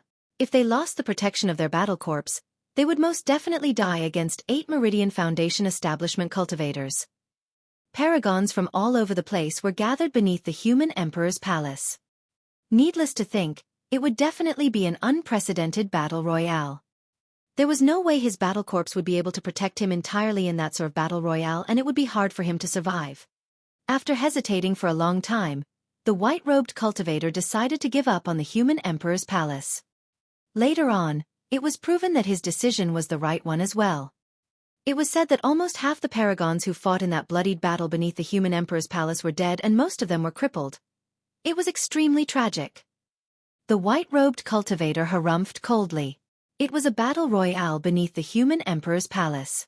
If it was a one-on-one battle, the monster incarnate of Divine Phoenix Island might not be my match. Oh! Su Zimo raised his brow. Who are you? What sect are you from? The white-robed cultivator asked instead. Junhao explained hurriedly. Don't worry, Senior Brother Li, this is merely a disciple of a small sect in the Great Zhou dynasty. He has no backing and he was merely at 4 Meridian Foundation establishment half a year ago. Compared to factions such as super sects and the 5 heretical doctrines, Ethereal Peak could truly only be considered as a small sect. The white-robed cultivator frowned slightly when he heard Junhao's words. If this guy was at 4 Meridian Foundation establishment half a year ago, even if he had heavenly-defying cultivation speed and made use of the Meridian unlocking elixir, he would only be at 7 Meridian Foundation establishment at best. In the worst-case scenario, even if he was at 8 Meridian Foundation establishment, so what? This was someone from a small sect without any backing. The foundations of small sects were not strong and they had limited secret skills. How strong could this guy be? Could he have judged wrongly? Gradually, the white-robed cultivator's expression turned cold as he waved his hand. Go, check out the skills of this fellow Taoist. The corpse acknowledged by roaring with a torrential aura before chairing over in huge strides. Compared to the tall and mighty corpse, Su Zimo could be considered as a thin weakling. It seemed as though he wouldn't even be able to withstand a single push of the corpse's finger. However, Su Zimo's expression was unchanged and he merely smiled against the incoming corpse. Clang! Unknowingly, a blood-colored saber had already appeared in his hands. The saber trembled with a torrential blood chi. Test my skills. With a razor-sharp gaze, Su Zimo said coolly, test it with your life. Boom! Before his words were finished, Su Zimo had already made a huge stride.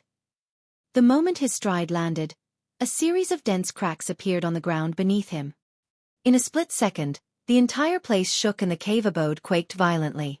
Dust filled the place continuously and it seemed like the cave could topple at any moment. Everyone present felt their hearts skip a beat.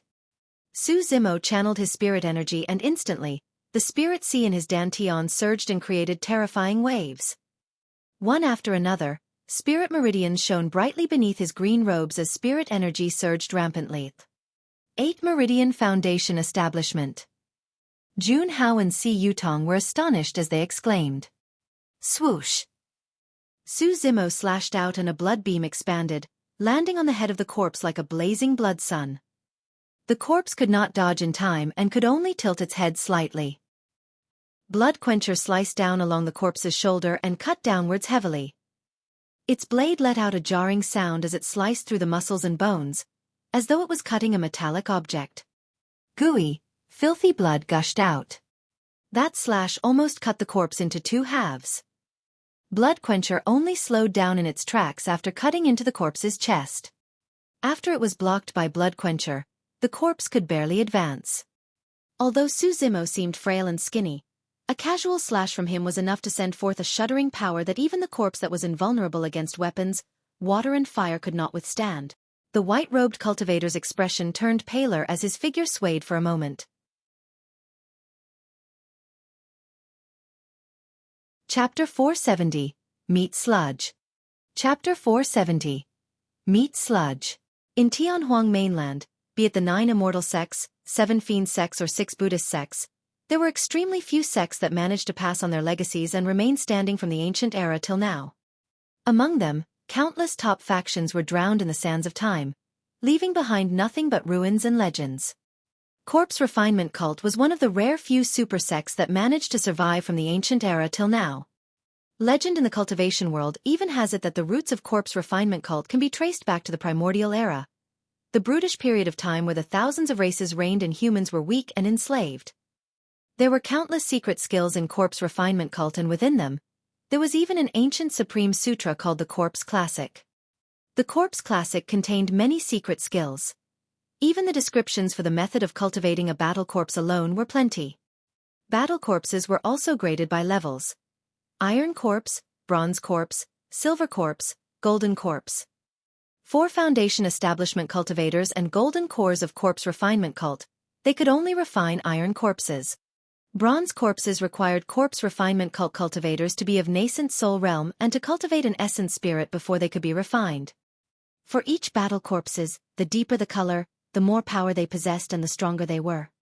The power of the white-robed cultivator's battle corpse was enough to fight against 8 Meridian Foundation Establishment cultivators. Furthermore, the battle corpse was not only invulnerable to weapons, water and fire, it even possessed poison. Even 8 Meridian Foundation Establishment cultivators won't be able to injure the core of the battle corpse.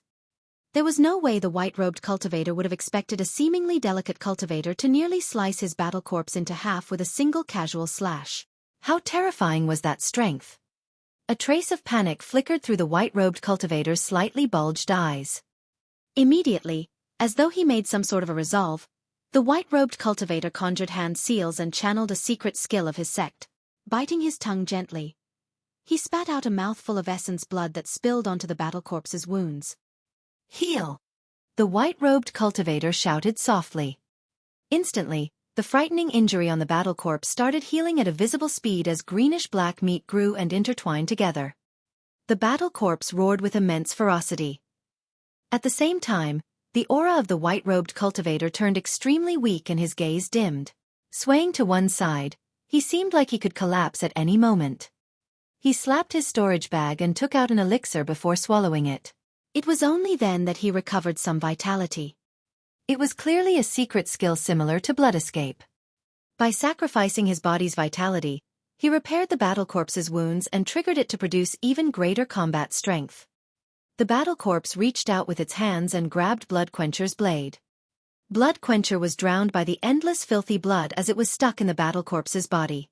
Gradually, the light on its blade dimmed. Harumphing coldly, Su Zimo withdrew his saber with strength.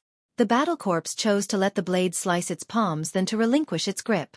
Furthermore, it even lunged forward with the momentum, spitting out a ball of oily green smoke that was extremely nauseating. "Watch out!" Ji Yaoxue warned from within the stone chamber. Earlier on, the corpse's smoke had already destroyed her supreme-grade flying sword. Not only that, the corpse even opened its mouth and bared its bloody fangs, biting towards Su Zimo's neck like a wild beast. Su Zimo frowned and released his blood quencher before retreating.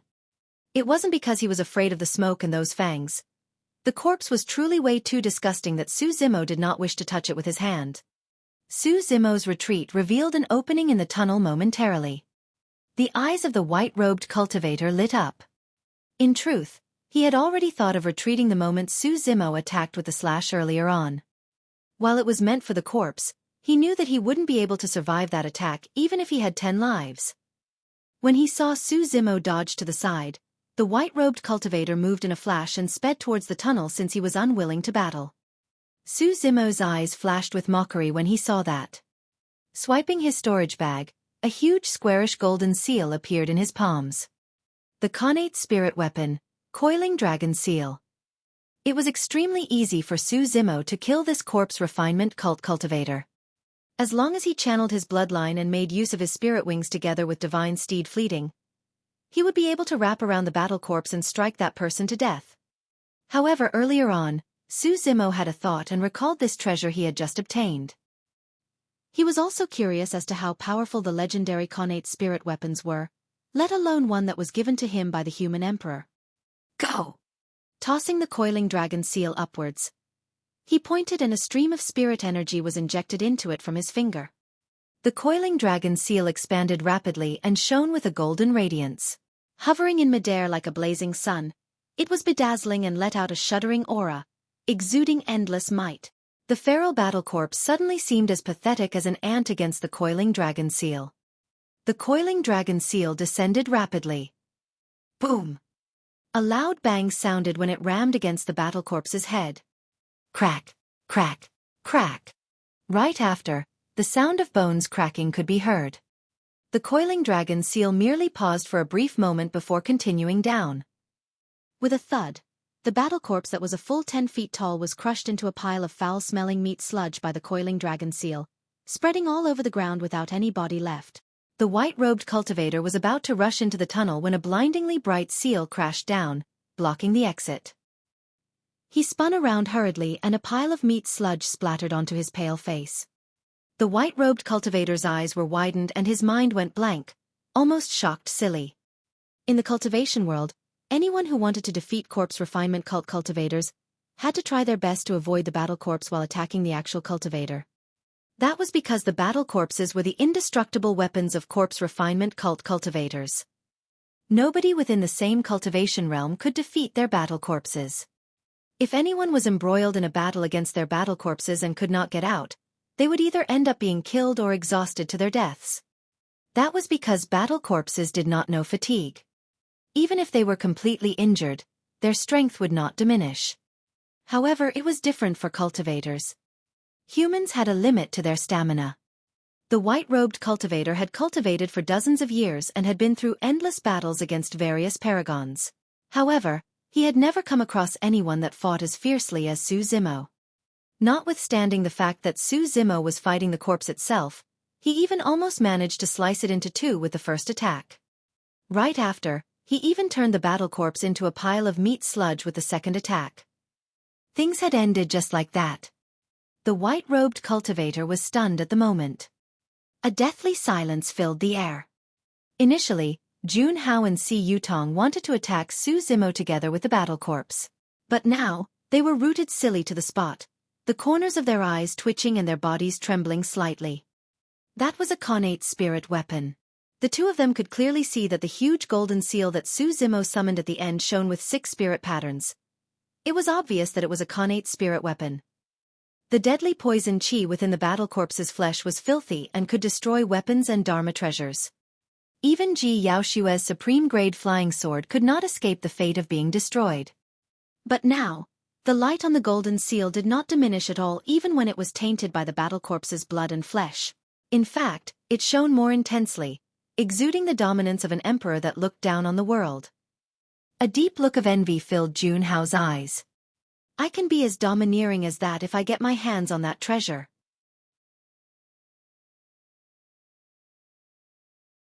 Chapter 471. All Dead. Chapter 471. All Dead. Su Zimo's expression changed slightly. The might of the coiling dragon seal had exceeded his expectations. The power that was released was enough to threaten an early-stage golden core. More importantly, an Foundation Establishment cultivator's Dantian was still in the form of a spirit sea and had yet to form a core. Only golden cores could release the true might of connate spirit weapons. Su Zimo was looking forward to how amazing the coiling dragon seal would be at that time. There was a squeaking sound. The stone doors opened and Ji Yaoshue came forth. Their eyes met. Su Zimo smiled and nodded, reassuring her. Instantly, Ji Yaoshue blushed and pursed a smile in return. Su Zimo beckoned gently and the coiling dragon seal shrank into a small, intricate seal before turning into a streak of light that returned to his storage bag. Walking slowly to the exit of the tunnel, he pushed down with his ankle and his blood quencher returned to his palm. Throughout the entire process, the white-robed cultivator, Tianhuang and Xueqi did not dare to move at all and kept quiet out of fear. Every single action and gaze of Su Zimo caused the three of them to feel immense pressure. Their hearts raced fiercely, as if they could die at any moment. This was an almost invincible aura. Their gazes flickered and their minds were bothered by the same thought. How should they escape? The coiling dragon seal did not merely suppress a battle corpse, but also the final bit of determination in the three of them to want to retaliate. The white-robed cultivator was the first to speak. A rare smile was squeezed out of his dreadfully glum face as he cupped his fists. Fellow Taoist, you are truly strong. I'm very impressed. I'm nothing compared to you. You're someone who can even suppress the monster incarnate of Divine Phoenix Island. Su Zimo looked at the white-robed cultivator with a fake smile. Bearing an awkward expression, the white-robed cultivator forced a chuckle. You're joking, fellow Taoist. You're the one who's able to suppress the monster incarnate of Divine Phoenix Island with your skills.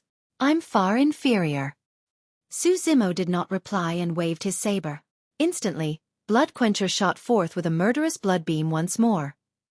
Blood Quencher was a perfect spirit weapon that was infused with Su Zimo's blood after all. Although it was tainted by the battle corpse's filthy blood, its sharpness could not be hidden.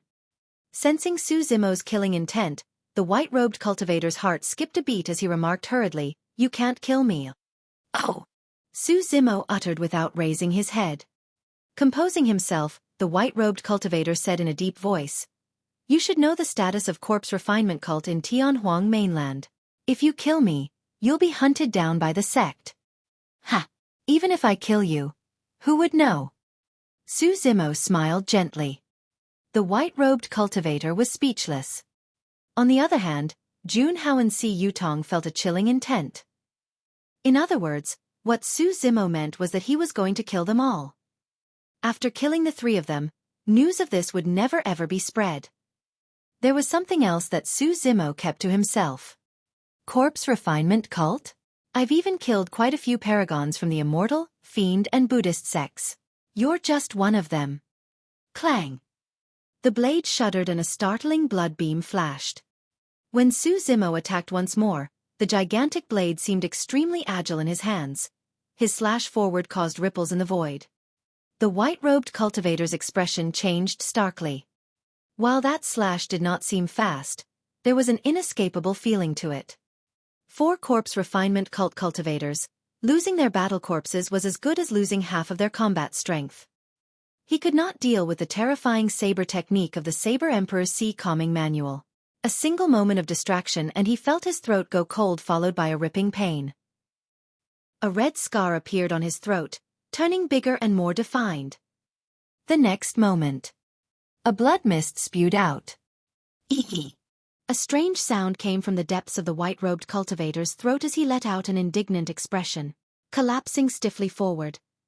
The light in his eyes dimmed without any life. His throat was slit with a single slash. After killing the corpse refinement cult cultivator, Su Zimo turned around and walked towards Junhao and Si Yutong without hesitation. It was the idea of Junhao and the others. I had no choice as well. That's why I chose the wrong path. When he saw that the situation was amiss, Si Yutong knelt on the ground with a thud. His hand was placed seemingly casually on his storage bag as he bawled without a single shred of dignity as a cultivator. Wiping his snot, Si Yutong said with a quivering voice, "Fellow Taoist Su, please give me a chance." Si Yutong did not have any bit of pity at all towards a fence-sitter like Si Yutong. Today, this man could kneel down and cry before him in order to survive. Tomorrow, this man could stab him in the back instead. Arriving before Si Yutong, Su Zimo looked down and replied indifferently, "At times, once you choose the wrong path, there's no way back." Si Yutong's final hope was dashed after hearing Su Zimo's reply. His hand was still on his storage bag. But now, a dagger with a cold glint had suddenly appeared in his palms. Si Yutong's sobs came to a stop as his expression darkened. With a venomous gaze he said coldly, "Since you won't allow me to live, I'll kill you first." Grabbing his dagger, Si Yutong stabbed towards Su Zimo's chest. This was a complete ambush. However, his thoughts could not escape from Su Zimo's spirit perception. The moment Si Yutong stood up, Su Zimo's palm descended from above and landed heavily on the former's head. Piak! As though it was tofu, Si Yutong's head was splattered and he died on the spot without a single word. The moment Si Yutong attacked, Junhao made up his mind and channeled his spirit energy with all his might as well. In a flash, 7 spirit meridians lit up as he charged towards Ji Yaoxue, who was at the entrance of the stone chamber. Right now, she was his only shot at living. As long as he could hold her hostage, he could talk terms with Su Zimo. As Junhao charged, he realized that Ji Yaoxue was motionless and merely looked at him quietly. There was a trace of mockery and pity in her eyes. All of a sudden, from the side of his eyes, Junhao caught sight of a bloodlight shooting towards him at lightning speed. It crackled and was shuddering. The moment Si Yutong attacked, Su Zimo flung out his blood quencher. Junhao did not have time to react and merely caught sight of the scarlet flash. Right after, an immense pain came from beneath his ribs as he was sent flying by a powerful impact. Clang! Su Zimo's blood quencher cut through Junhao and pinned the latter tightly against the stone walls. The impact was immensely strong and the saber was still shaking after embedding itself in the stone walls. Junhao's eyes and mouth were widened as fresh blood gushed out uncontrollably. The saber had not only penetrated his body, but also destroyed his organs and cut off his life. You! Raising his arm with much struggle, Junhao pointed at Su Zimo, as if he wanted to say something. After a momentary pause, his head tilted to the side and he died with opened eyes. In less than 10 minutes, all 3 of them were dead.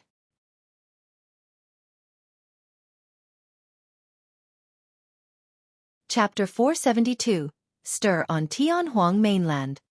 Chapter 472, Stir on Tianhuang Mainland. Zimo, you've saved me once more. Ji Yaoxue beamed brightly and quipped, I won't be able to clear my debt to you in this lifetime. Su Zimo smiled as well. There's no need to speak of such things between us. 8 Meridian Foundation Establishment. Seems like you've gotten quite a bit of opportunities in the depths of the ancient battlefield. Indeed, I've gotten some. It had to be said that Su Zimo had truly benefited way too much in this ancient battlefield expedition. Notwithstanding the inheritances and treasures, his cultivation realm gained through this 1 year in the ancient battlefield was already enough to make up for dozens of years of cultivation on Tianhuang Mainland. Suddenly, Ji Yaoxue's expression changed as she asked, Xiaoning and the others. Su Zimo's group had 6 people when they left. Now that he was the only one who returned, Ji Yaoxue had a bad feeling about things. Don't worry. Su Zimo waved his hand. All of them received their own opportunities and joined some older and more powerful sections. In fact, some of them might have already left the Tianhuang North region. Xiaoning's Elixir Yang sect was located far away in the middle continent. Tianhuang Mainland was boundless and vast. If a foundation establishment cultivator wanted to travel from the North region to the middle continent, they would have to be on the road day and night for dozens of years even without resting. That was also without taking into account the possible dangers they might encounter along the way. In reality, it was something that was difficult even for golden cores too. Only nascent souls could protect themselves well enough to attempt to travel out from the North region and roam everywhere. It was likely impossible for the siblings to meet one another in the near future after the separation. That was the reason why Su Zimo wanted Night Spirit to stay by Xiaoning's side and look after her. As for Little Fatty, Lang Ro, Ji Qingtian and Shi Jian, they were worlds apart as well. It was unknown if he would still have the chance to meet them in this lifetime. At that thought, Su Zimo could not help but feel slightly emotional and wistful. Zimo, you're still worried about Blood Crow Palace taking revenge, right? Ji Yaoxue was extremely smart and after slight contemplation, she understood why everyone went their separate ways. Su Zimo had killed the young master of the Blood Crow Palace and even nearly caused the palace lord himself to die in the primordial ruins. The feud between him and them was already irreconcilable. That day in the palace, right under the nose of the Emperor of Great Zhou, the Blood Crow King declared that all the disciples of Ethereal Peak would be buried along with the young master. It was obvious how arrogant he was and the amount of backing he had. While it might be a huge calamity for Su Zimo personally, it was also one for Ethereal Peak. Everyone else of Ethereal Peak could leave, but not him. To turn his back and leave after creating such a mess, leaving Ethereal Peak and his eldest brother Su Hong, in the territory of the Great Zhou dynasty without any care. That was something that Su Zimo's heart would not allow. Zimo, don't worry. I'll help you plead for mercy with Father. Worried that Su Zimo might not take her words for real, Ji Yaoxue continued, if the Blood Crow Palace truly dares to do anything outrageous, the Great Zhou dynasty will definitely not sit by idly and watch. Yes. Su Zimo smiled and nodded. In reality, he knew and could read the situation clearer than anyone. The attitude of the Emperor of Great Zhou towards the Blood Crow King at the sect competition had already made many things clear. Even the Great Zhou dynasty was wary of the Blood Crow Palace's lord. Or rather, it was cautious of the witch race behind it, one of the primordial 9 races. It was almost hopeless to think that the Great Zhou dynasty would interfere in the matter. Yaoxue, prepare yourself. We'll head to the teleportation spot and return to the Great Zhou dynasty. All right. With the year in the ancient battlefield about to end, many cultivators were returning to Tianhuang Mainland. Some were ecstatic while some were worried. Some cultivators even had a surreal feeling of escaping a great calamity. They could only heal the trauma in their hearts gradually after returning to their sects in Tianhuang Mainland. Right after, heavy news started spreading through the super sects of the cultivation world, akin to gigantic boulders tossed into the middle of lakes and creating massive waves. After 1,000 years, the Saber Emperor's inheritance was obtained by a cultivator and the Saber Mountain Spirit Sea vanished. Right, more than 100 cultivators of Poison Sect were killed by a single person, and even malevolent Earth Sect and Glass Palace were implicated. How savage. Who is he? What sect or faction is he from? I've got no idea. He didn't wear a sect badge. Some say that he's a meek scholar while others say that he looks menacing. Glass Palace and Malevolent Earth Sect received the news almost instantly and their sect masters were enraged. Both sects sent out multiple cultivators to scout out news of that cultivator's background and location. Before the various sects managed to digest that news, an even more shocking piece of news was spread, causing a shock for the super sects and sending a wave across the entire cultivation world. The Human Emperor's Palace appeared. The successor of Divine Phoenix Island appeared at the Human Emperor's Palace and fought against all the paragons of the Immortal, Buddhist and Fiend sects together. The paragons of the Immortal, Buddhist and Fiend sects work together? Fufu. Divine Phoenix Island's successor sure is unlucky. He must have died without even a corpse left. Who managed to obtain the Human Emperor's inheritance in the end? That's where you're wrong. He suppressed all the paragons of the Immortal, Buddhist and Fiend sects single-handedly, and it was an extremely tragic and shocking battle. What did you say? The paragons of Azura Sect, Heaven Azura Sect, Purple Firmament Sect, Chaos Essence Sect, Clear Wind Temple, Illusion Fiend Cult and Formless Monastery are all dead. While the paragons of the other sects managed to survive and escape, some of them had their arms and roots crippled and it would be tough for them to shine in the future. The elders of the various sects received the news at almost the same time and were in shock and disbelief. What about the sealers? There were more than 10 sealers from the Immortal, Buddhist and Fiend sects together. Are they all trashes? As golden cores, can't any of them kill a single Foundation establishment cultivator? Even when 5 sealers joined forces, they failed and died with regrets. Pest. Even sealers failed despite working together? The right hand of Divine Phoenix Island's successor is made from a divine phoenix bone and possess an immense might. He was severely injured together with the Fiend sect's pure maiden, and they entered the Human Emperor's Palace at the same time. Their fates are currently unknown. The elders went silent when they heard that. A long time later, someone sighed deeply. It's a monster incarnate. I don't think it's exaggerated to claim that he's the #1 monster incarnate ever since the ancient time. At the same time, in an unknown location in the Middle Continent, an ancient-looking palace stood erected. A rosy-cheeked old man with a white crown and long robes stood in front of the palace entrance with one hand behind his back. His other hand was in front of him and his fingers were twitching. There was a grey fog that veiled his eyes, making him seem extremely mysterious. Old man, have you divined anything? Behind the old man was a grey-robed man who was slightly plump and had a pale, beardless fan. Holding a folding fan, he asked anxiously. If Su Zimo was here, he would have recognized that this was Lin Xuanji whom he had encountered by chance at the primordial ruins. The old man in front was the storyteller back in the capital of Great Zhou. A long time later, the haze disappeared from the old man's eyes as he frowned while shaking his head. It's true that the Human Emperor's Palace appeared. However, I didn't manage to divine any news of that lad. Strange. Does Divine Phoenix Island truly have such a monster incarnate? The two of them exchanged glances, feeling that there was something odd about this. Sucking his lips, the old man replied. No matter what, the appearance of the Human Emperor's Palace proves that this is going to be a golden era with countless paragons and monster incarnates created. It's very likely that we'll have a situation similar to the ancient era with multiple emperors arising. Of course with that, there will also be unimaginable trouble. Let's just wait and see.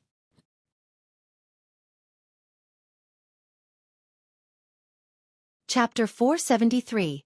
Arrival of the Storm. Chapter 473. Arrival of the Storm. Deep in the night, in the Great Zhou Dynasty. With a bang, a bedazzling column of light lit up in the depths of the palace. Bursting into the skies, It filled the night skies with a resplendent luminescence, attracting countless glares. The geniuses who entered the ancient battlefield have returned. That's right. I wonder how many of the 50 managed to survive. There should be a third of them at the very least.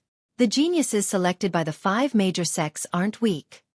Ethereal peaks Xueqi and Lu Hui, iridescent clouds palaces perfected being Conglang and many other golden cores stood around the column of light expectantly, preparing to await their returning disciples. If nothing went wrong, these cultivators that returned alive from the ancient battlefield would end up being the supports of their sects in the future. The Emperor of Great Zhou stood right at the front with a grim expression. A flicker of worry would appear in the depths of his eyes from time to time. Gradually, 2 figures appeared in the middle of the column of light. As time passed by, the 2 figures became increasingly clear. It was Su Zimo and Ji Yaoxue who had returned. The Emperor heaved a sigh of relief. He was relieved as long as Ji Yaoxue was fine. But immediately after, he frowned and thought to himself, there's only the 2 of them? Although the ancient battlefield was a dangerous place, at least 7 people or so managed to return in previous worst-case scenarios. Now that only 2 of them returned, it was not hard to guess that something big must have happened in the ancient battlefield. Xueqi and Lu Hui did not have smiles on their faces when they saw that Su Zimo was fine. On the one hand, it was because they were worried about the safety of Jicheng Tian and the others. On the other hand, while it was a good thing that Su Zimo was alive, it may not have been the best choice for him to return to the Great Zhou dynasty. Apart from Ethereal Peak, the golden cores of the other sects looked extremely grim as they strode forward with huge frowns. Perfected being Yun Shan of Southern Mountains sect cupped his fists slightly. Mr. M.O., my disciple, Shi, is a little foolish and isn't the sharpest tool in the shed. Did he meet with any accidents? No, he was selected by one of the 5 heretical doctrines, puppet sect, and left together with them. Su Zimo shook his head. It's good that he's all right. It's his opportunity to be selected by one of the super sections. How rare, how rare. Perfected being Yun Shan nodded his head in gratification. For the sects of the Great Zhou dynasty, super sects such as the 9 immortal sects, 7 fiend sects, 6 Buddhist monasteries, 5 heretical doctrines and 4 unorthodox groups were insurmountable mountains. If a disciple of their sect managed to join them, it would be an enormous feat and those sects could not be any happier. For example, with their connection to Shi, Southern Mountains sect would most likely have the massive backing of Puppet sect in the future. What happened in there? Why are you 2 the only ones who have returned? Where are the others?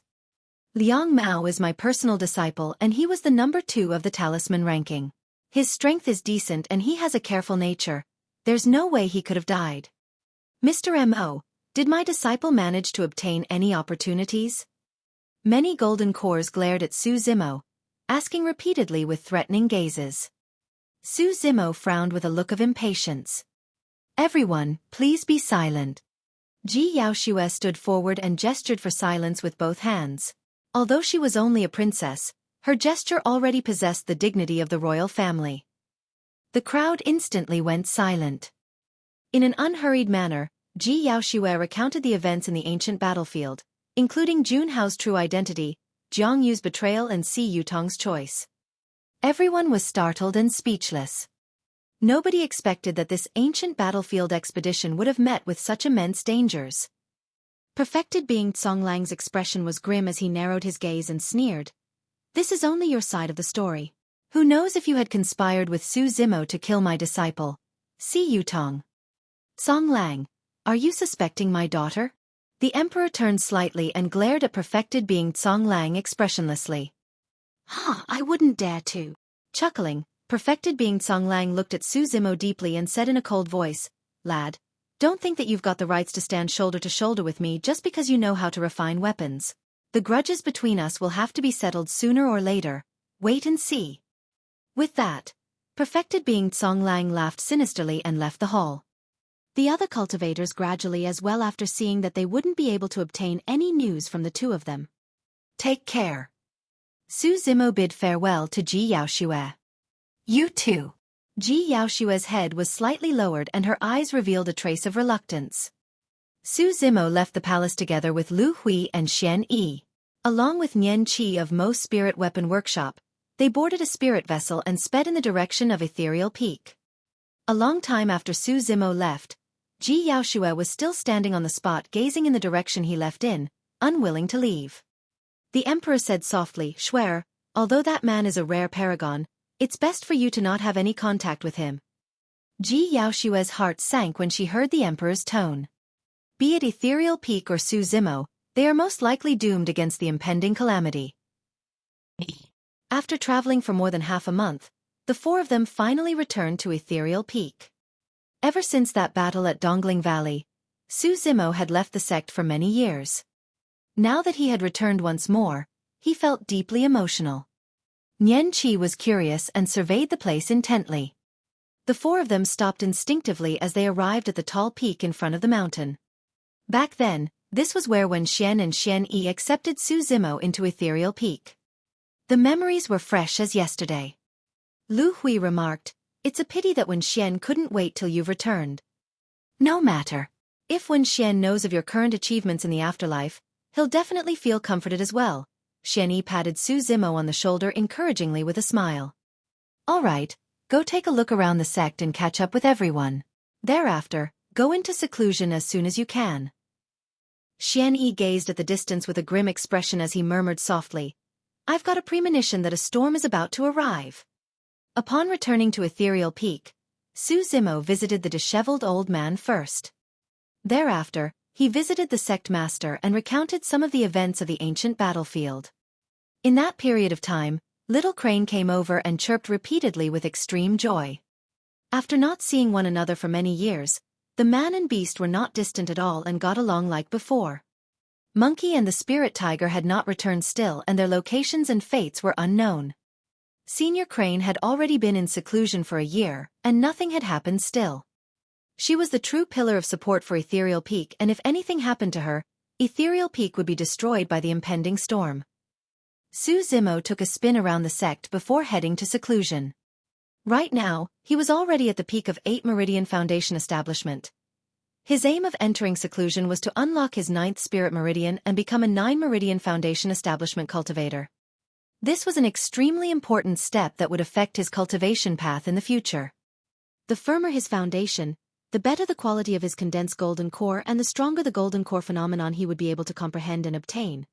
At Extreme Foundation Establishment Realm, Su Zimo's combat strength would also increase in folds.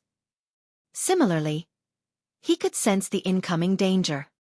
The only way to tide through the impending storm was by trying his best to raise his cultivation realm.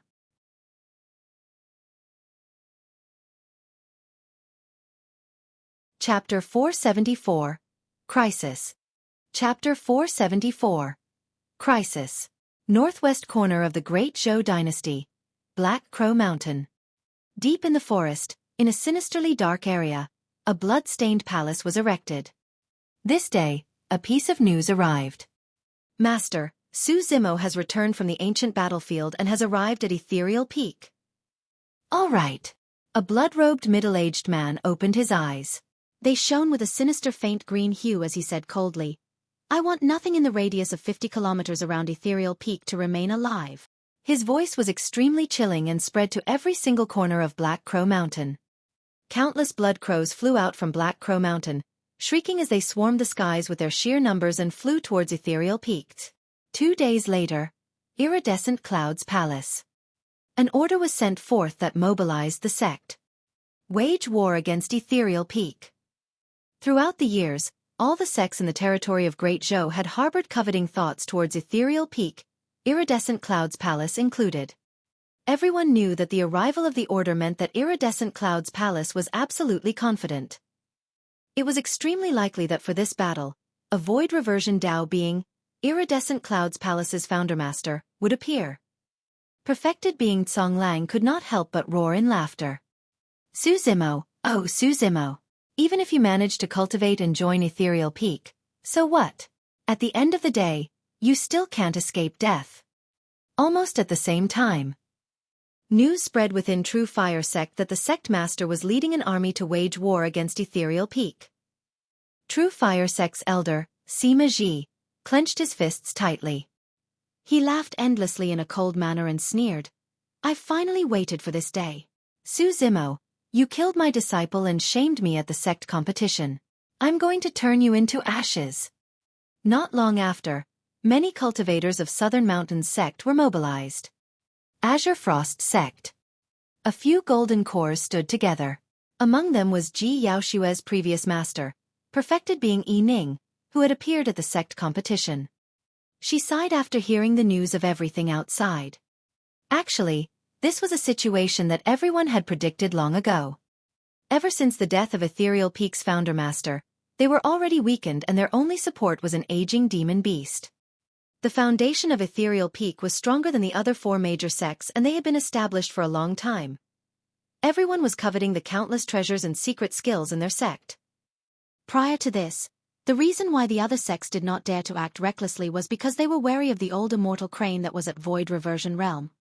Each of the 5 major sects had a Void Reversion expert holding the fort and maintaining the balance. However, all the golden cores and nascent souls of the sects knew that once the old immortal crane was at the end of her lifespan, the balance would be broken and that would be the moment of Ethereal Peak's annihilation. Normally speaking, the other major sects would wait for dozens of years more. But now with Blood Crow Palace leading the fight, apart from Iridescent Clouds Palace, True Fire Sect and Southern Mountains Sect, there would be other sects and cultivators coming forth to Ethereal Peak to take advantage of the situation. It was most likely the same for perfected being Yi Ning's Azure Frost sect. Everyone kicks a man who is down. She sighed gently. She could not help but feel regret when she recalled the scholarly green-robed cultivator at the sect competition. Within 10 days, all the sects within the territory of Great Zhou heard about this and moved one after another. Their target was Ethereal Peak. So what if you're the #1 weapon refinement master of Great Zhou?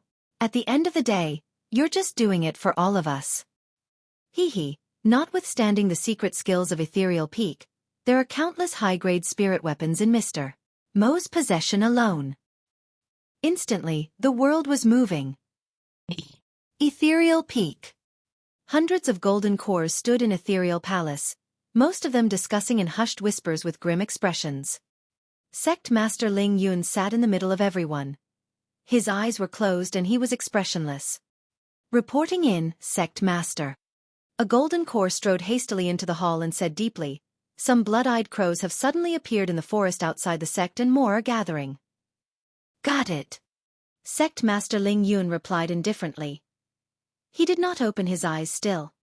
The hearts of many golden cores skipped a beat as they thought to themselves, "It's coming." At the end of the day, they could not avoid this crisis still.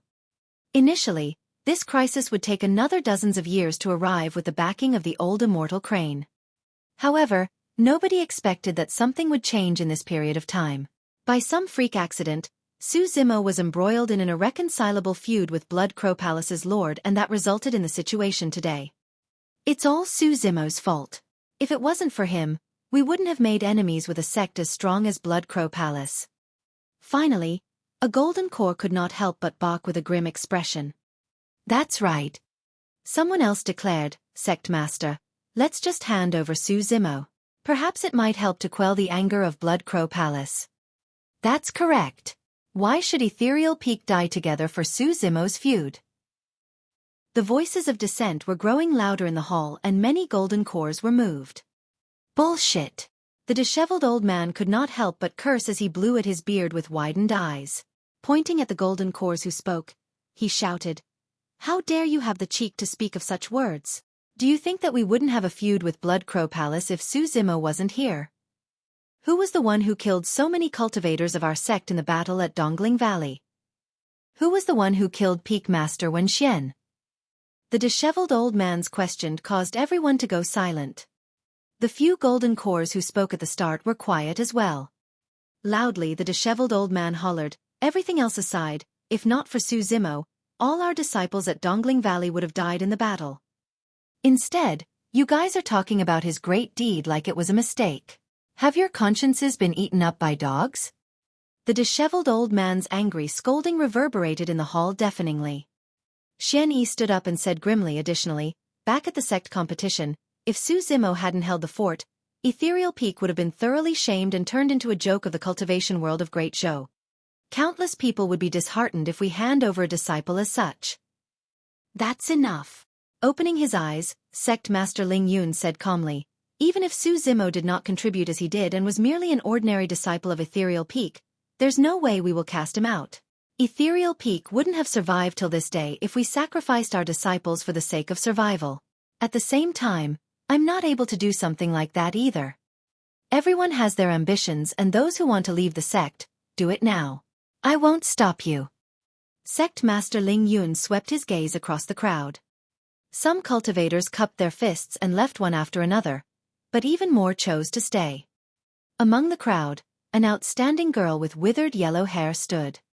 She smiled gently upon seeing everything unfold, and her eyes were bright and moving. Previously, Nian Qi accompanied Su Zimo back to Ethereal Peak and had been listening and observing in secret ever since. She wandered everywhere and had no home since she was young. As such, it was hard for her to trust people. Toward such a foreign environment and these new people, she was conflicted and resistant. However, she did not dare to bother Su Zimo since he was in seclusion. Yet, as time passed by, her impression of this sect gradually changed. There was a group of lovely cultivators within, and there were also righteous people. At that moment, after she heard the words of Sect Master Ling Yun, Nian Qi made up her mind that she was going to stay in Ethereal Peak from now on, never forsaking it.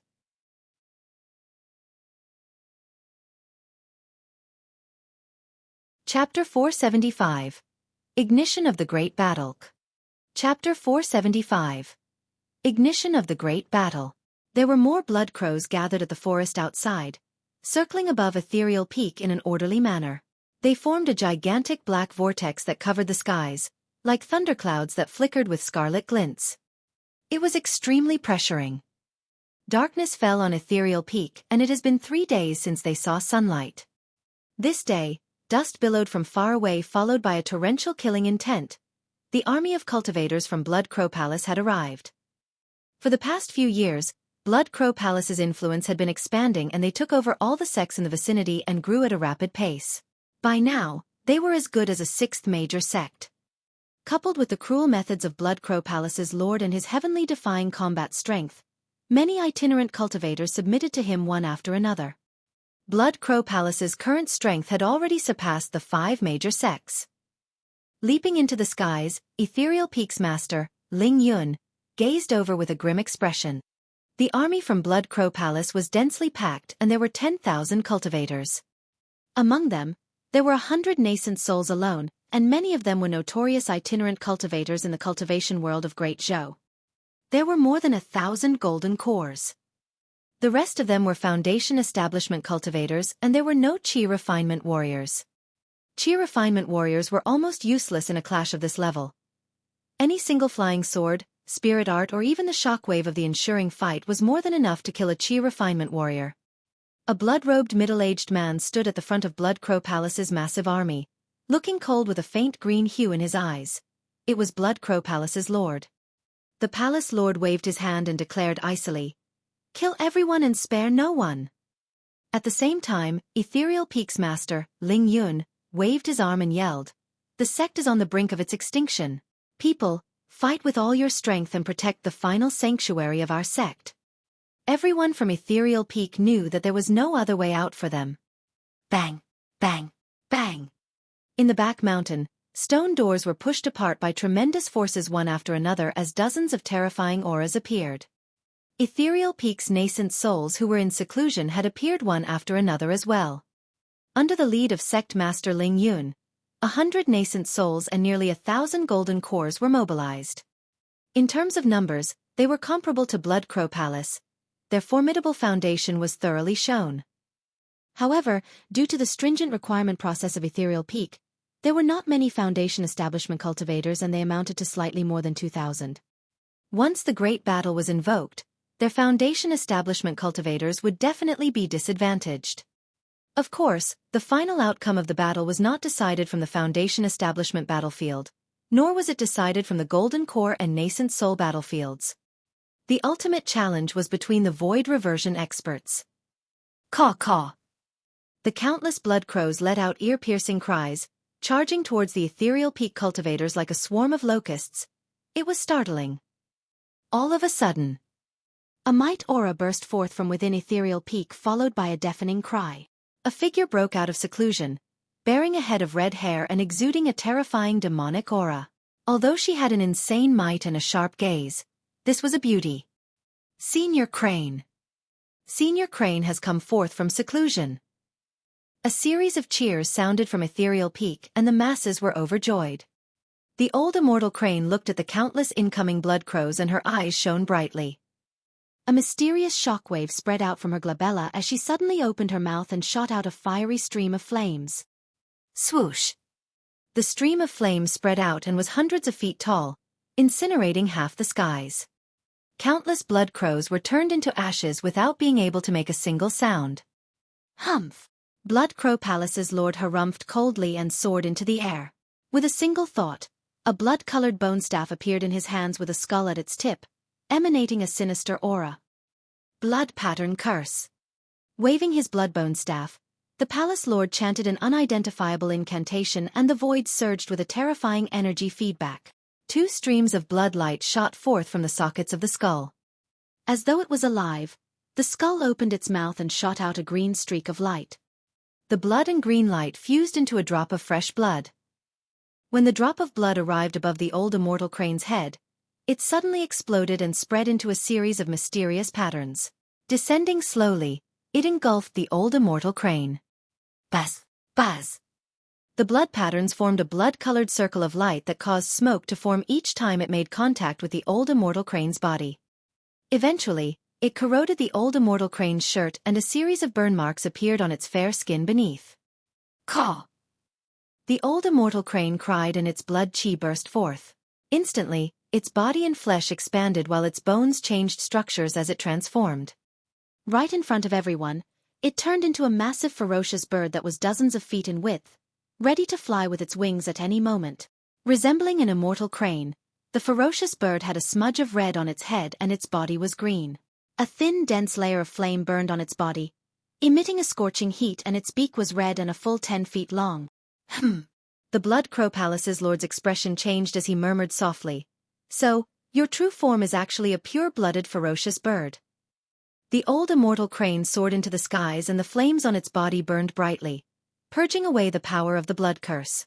Rising into the clouds with its gigantic body, it looked down at the Palace Lord on the ground with a murderous intent.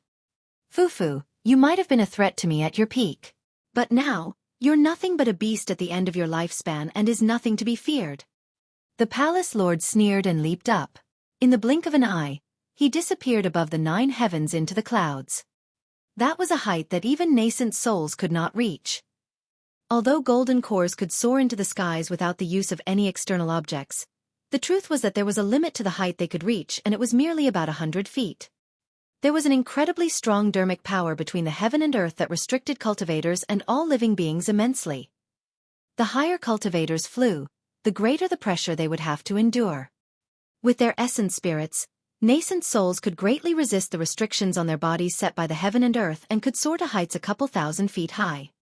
More than that, one would be in the clouds and their vision and hearing would suffer.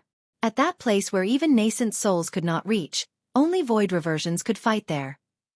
The great battle was invoked beneath Ethereal Peak. Blood Crow Palace's Lord and the old immortal crane clashed as well, producing shuddering power shockwaves that attracted the attention of a few void reversions nearby. Those void reversions came from Iridescent Clouds Palace, True Fire Sect, Southern Mountains Sect and Azure Frost Sect. The armies of the 4 major sects were speeding towards Ethereal Peak under the lead of their void reversion experts. That old beast has sure hidden herself well. To think that she's a ferocious beast of the ancient era, a Bai Fong. The Bai Fong was a pure-blooded ferocious beast that did not need to consume food and specialized in the Tao of Fire. Legend has it that the Bai Fong carried the bloodline of the Phoenix race and was extremely ferocious. While the Bai Fong looked extremely similar to immortal cranes, their difference was that their head was a full feet wide. It's lucky that the Blood Crow Palace's Lord is around. Otherwise, the 4 of us might have been destroyed by that old beast instead. Yes, the Bai Fong is old now. Furthermore, I heard that the Blood Crow Palace's Lord belongs to one of the 9 primordial races. Even if the Bai Fong was at its peak, it might not be a match for this guy. Let's go. Let's head over there first to help the Blood Crow Palace's lord kill that old beast as soon as possible. After conversing, the 4 void reversions soared into the skies and vanished in the blink of an eye. It wouldn't be long before the armies of the other 4 major sects arrived at Ethereal Peak.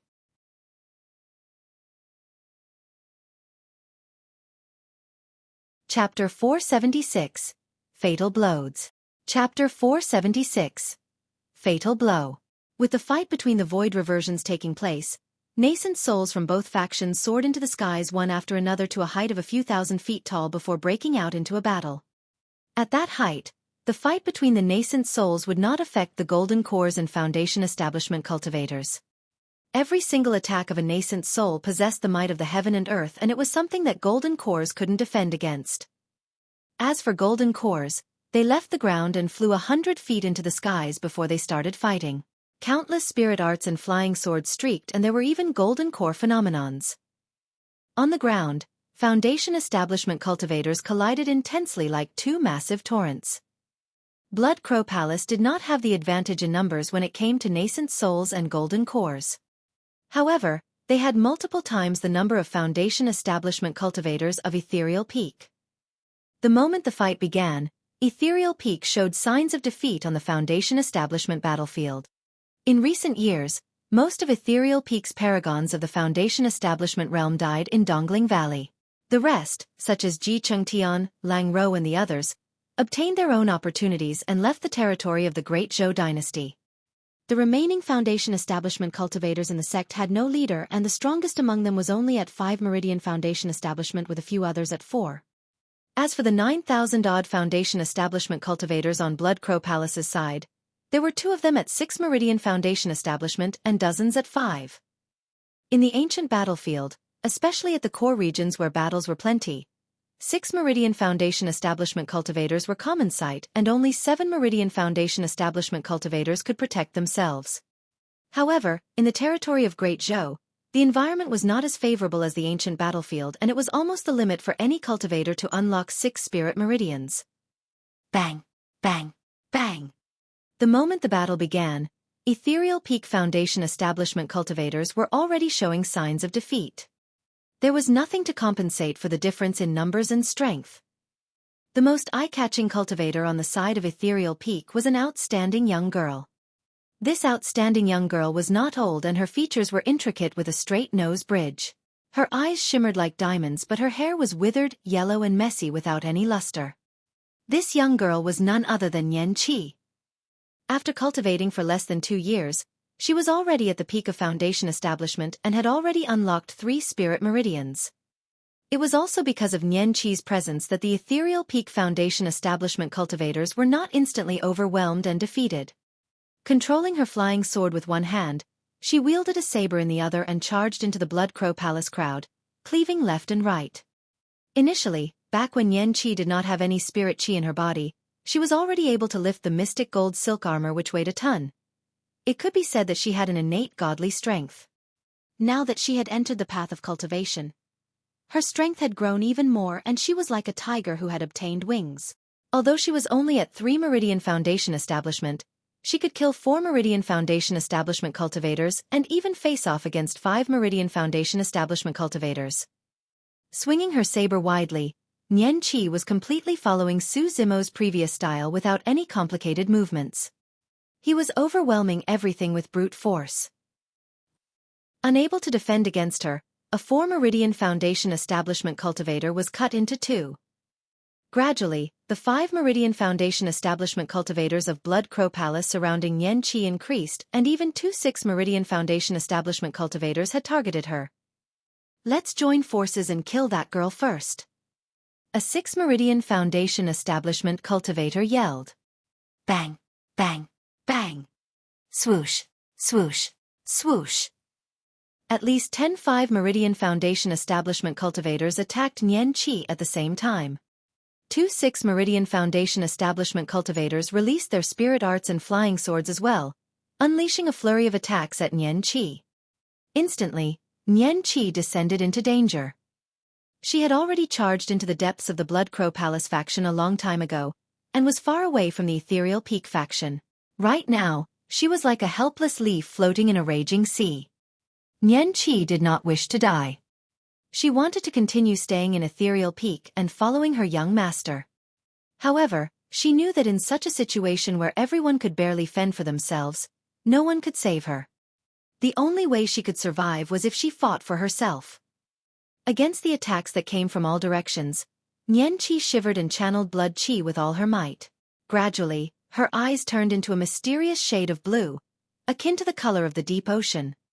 A terrifying aura exuded from within her. It was as though an ancient power had been awakened. Ah! Roaring into the skies, Xueqi let out an ear-piercing shriek. Her initially wrinkly hair turned silky smooth, swaying on its own and giving off a bright luster. Although she had nothing beneath her feet, she rose slowly into the air and stood upright. It was like a godly being of the universe with a pair of azure blue eyes and golden dancing hair. Her magnificence was outstanding and blinding. That scene did not cause much of a stir to the golden cores and nascent souls. No matter what, Xueqi was just a foundation establishment cultivator. While the aura that she suddenly gave off was terrifying and even shuddering, it was not strong enough to threaten the golden cores. However, thousands of feet above the clouds, the expression of Blood Crow Palace's lord who was embroiled in a battle currently changed. His gaze penetrated the voids and landed on Xueqi. Could it be? The palace lord's eyes shimmered, as if he had recalled something. On the battlefield, just as Xueqi was about to be drowned by the countless spirit arts and weapons, a burst of energy shot forth from within her. Buzz! The spirit weapons that were arriving from all directions froze in midair. Even the spirit arts shook violently before dissipating. All the Foundation establishment cultivators present were shocked when they saw that. A 3-Meridian Foundation establishment cultivator had managed to defend against the full-powered attacks of 10 5-Meridian Foundation establishment cultivators and 2 6-Meridian Foundation establishment cultivators. That scene had already surpassed everyone's knowledge. It was a 3-level gap right there. After a momentary pause, all the spirit weapons flew back in reverse and Xueqi's gaze gradually dimmed. She turned extremely weak and fell from midair, as though she had lost all her strength. Caw caw! The sound of a crane echoed out as a green streak of light shot by, carrying Xueqi before retreating at an even faster speed. The one that saved Xueqi was none other than Little Crane. Ha ha ha ha! Right then, a series of laughter broke out from the horizons far away. I'm Dao Being Jingming of Iridescent Clouds Palace. Greetings, Blood Crow Palace's lord. I'm Dao Being Liao Yuan of True Fire Sect, here to assist the palace lord. I'm Dao Being Lao Yang of Southern Mountains Sect. I'm Dao Being Han Ming of Azure Frost Sect, here to help the palace lord kill that old beast.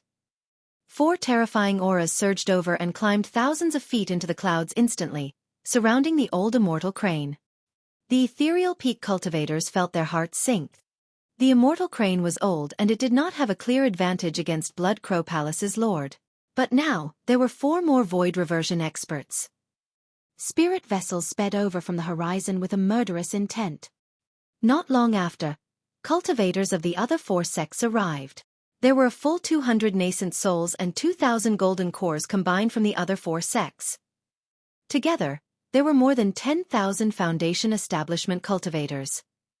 The insertion of such a massive amount of power into the battlefield was almost a fatal blow for Ethereal Peak. Initially, Ethereal Peak was holding its ground on the nascent soul and golden core battlefields. But now, all 4 battlefields of Ethereal Peak had fallen into an encirclement and could collapse at any moment to be entirely annihilated. Almost at the same time, a deafening bang sounded from a cave abode within Ethereal Peak. A figure had broken out of seclusion.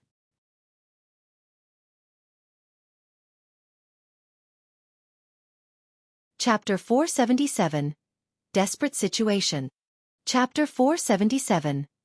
Desperate Situation. With the addition of the other 4 major sects, the situation of the battle changed. The old immortal crane was fighting 1 against 5 and spread its wings, causing gusts of wind to howl and the clouds to shift endlessly. Dermic powers filled the skies as it roared in anger, fighting with its fullest strength. Although the old immortal crane was aged, it still had the remaining dominance as a pure-blooded ferocious bird. Shoo! Shoo! Shoo! It released a shocking demonic skill and tens of thousands of feathered wings shot forth from its body. Burning with scarlet flames, each feathered wing was like an apocalyptic spear. Shooting forward fiercely, they tore through the voids and left countless holes. Let a blood curse mirror be formed with my blood. The Blood Crow Palace's lord bit his fingertip and flicked out a drop of fresh blood. Waving his bone staff, he guided that drop of blood and drew an obscure arc in midair. Chanting an incantation, he created a mirror of blood water swiftly before him. The flurry of red feathered wings shot over and created blood waves as they collided against the surface of the mirror before their flames were extinguished. The other 4 void reversions did not dare to be careless and defended with all their might. Instantly, dermic powers surged and runes appeared, shaking the world as endless light burst forth. The void was illuminated and it seemed as though the firmaments were collapsing. That demonic technique had expended almost all of the old immortal crane's remaining life essence. Its gaze dimmed slightly, no longer as sharp as before. Not far away from Ethereal Peak, an army of cultivators clad in armor appeared in the void. All of them stood upright in midair wielding long spears, looking stoic. It was an army of golden cores. A carriage was escorted in the middle of the army. In front of the carriage stood 2 people, a man and a woman. The middle-aged man wore yellow robes and frowned deeply. Looking at the great battle above the clouds, he shook his head and sighed. Swear as you wished, I've brought you here. You can see for yourself now that it's going to be tough for Ethereal Peak to avoid this calamity.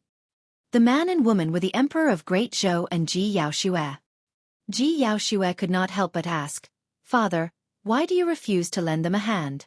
Our Great Zhou dynasty clearly has more than 1 void reversion to back us up. The Emperor shook his head in silence. Ji Yaoxue continued, furthermore, I heard that there's a patriarch in Great Zhou who is still alive and he is a Dharma characteristic Tao Lord. The Dharma characteristic realm came after the void reversion realm. Those that are in the void reversion realm gain the title of Tao being while those in the Dharma characteristic realm gain the title of Tao Lord. After a moment of silence, the Emperor said softly, Swear, actually, the patriarch was the one who made the decision to not interfere. Why? Ji Yaoxue was in disbelief as she questioned, as a Dharma characteristic Tao Lord, can't the patriarch beat a void reversion Tao being? What are you guys scared of? Heis. The Emperor gave a deep sigh. If the patriarch comes forth, he can naturally suppress the Blood Crow Palace's lord. However, the thing is that this guy's background is extremely touchy. He is one of the primordial 9 races.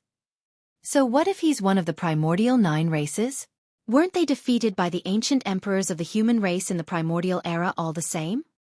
Ji Yaoxue could not understand. As though he recalled something, a hint of fear flickered through the depths of the emperor's eyes as he shook his head. The might of the primordial 9 races is far beyond what you can imagine. If we really anger the experts of the primordial 9 races, notwithstanding the Great Zhou dynasty, even the entire north region of Tianhuang Mainland would experience a catastrophe. Back then, the patriarch witnessed and had been through a similar catastrophe personally. Pausing for a moment, the Emperor did not continue on that topic. Let's hope that Su Zimo has already left Ethereal Peak. On the other side, 2 outstanding women with voluptuous figures stood within the ancient forest. One of them was older, but there were no signs of aging on her face. Instead, she gave off a mature and charming aura from head to toe. The other was dressed in a long pink dress and wore a veil, looking like she was a young girl. Auntie Gu, since Su Zimo hasn't shown himself yet, I suppose he must have already left and is no longer at Ethereal Peak, the girl in pink said with joy. The 2 of them were the chief steward of Sky Treasure Auction House, Gu Shi, and the pure maiden of the fiend sex, Demonis Ji. That had better be the case. Given the circumstances, he would die for sure if he appeared. Gu Shi's expression was unchanged. The Blood Crow Palace's lord is someone from the witch race and they are one of the primordial 9 races. The impact left on the cultivation world after that catastrophe 10,000 years ago was way too deep. Let alone the patriarch of the Great Zhou dynasty, even those of the immortal Buddhist and fiend sects would be cautious and not want to provoke the primordial 9 races. Demonis Ji shook her head. That's not for sure. That senior of the fiend sect definitely fears nothing. Pausing for a moment, Demonis Ji tugged at Gu Shi's sleeves and asked, Auntie Gu, haven't you sent the message yet? What did that senior say? What can he say? Xueqi pouted her lips. He is cold and merciless. When he heard my message, he didn't even have any reaction mentally. Don't pin your hopes on him. At Ethereal Peak, the battle was intensifying. On the Nascent Soul battlefield, Sect Master Ling Yun was already at perfected Nascent Soul realm and was a step away from Void Reversion realm. With his terrifying combat strength, he fought at the front and held on bitterly. It was a complete defeat for the Golden Core and Foundation Establishment battlefields. Nian Qi was exhausted and frightfully pale. Lying on Little Crane, it was difficult for her to recover in a short period of time.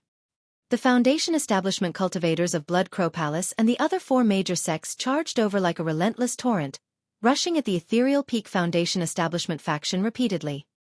During this period of time, some of the smaller sects and itinerant cultivators of Great Zhou seized the opportunity to take part in the battlefield, ready to take advantage of the situation as well. Without Nian Qi, the Ethereal Peak Foundation Establishment cultivators were retreating repeatedly, leaving behind a trail of corpses. Blood flowed like a river and it was extremely tragic. The situation on the Golden Core battlefield was even more pressing. Golden Cores of Ethereal Peak were dying repeatedly. True Fire Sect Sima Ji controlled 4 flaming flying swords that streaked through the crowd endlessly, leaving streams of scorching sword chi. Where's that little bastard Su Zimo? Are you still going to continue hiding?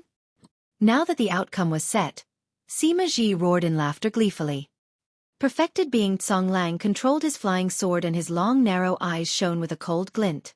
The entire Ethereal Peak will have to die together just for the sake of a Foundation Establishment cultivator, Su Zimo. His remark caused the Ethereal Peak faction, which was already getting defeated steadily, to turn even messier. To hell with you! The disheveled old man had a fiery temper and cursed. However, immediately after, his slight distraction caused him to suffer a gash on the wound from perfected being Tsonglang and blood flowed like a stream. Xianyi summoned his hexagonal sword formation, and had to give it his best before he could rescue the disheveled old man. Fufu, open your eyes properly and take a look. Perfected being Tsonglang pointed at the Foundation Establishment battlefield beneath their feet and sneered. Ethereal Peak's Foundation Establishment cultivators are almost completely dead. Xianyi and the disheveled old man's heart skipped a beat. On the ground, Nian Qi's group retreated step after step and were already at the base of the mountain. Of the 2,000 Foundation Establishment cultivators, there were only a few hundred left battling bitterly right now. All of the disciples carried injuries and panted heavily. They were almost at their limits. Swoosh, swoosh, swoosh. Right then, 10 streaks of dark light shot forward from the back of the mountain, sending forth a shuddering impact. As the 10 dark lights streaked through, a terrifying air current surged and smashed the tiles on the ground. The mud was overturned and 10 long ravines were formed. Fast as lightning, a green-robed cultivator surged over with a murderous intent.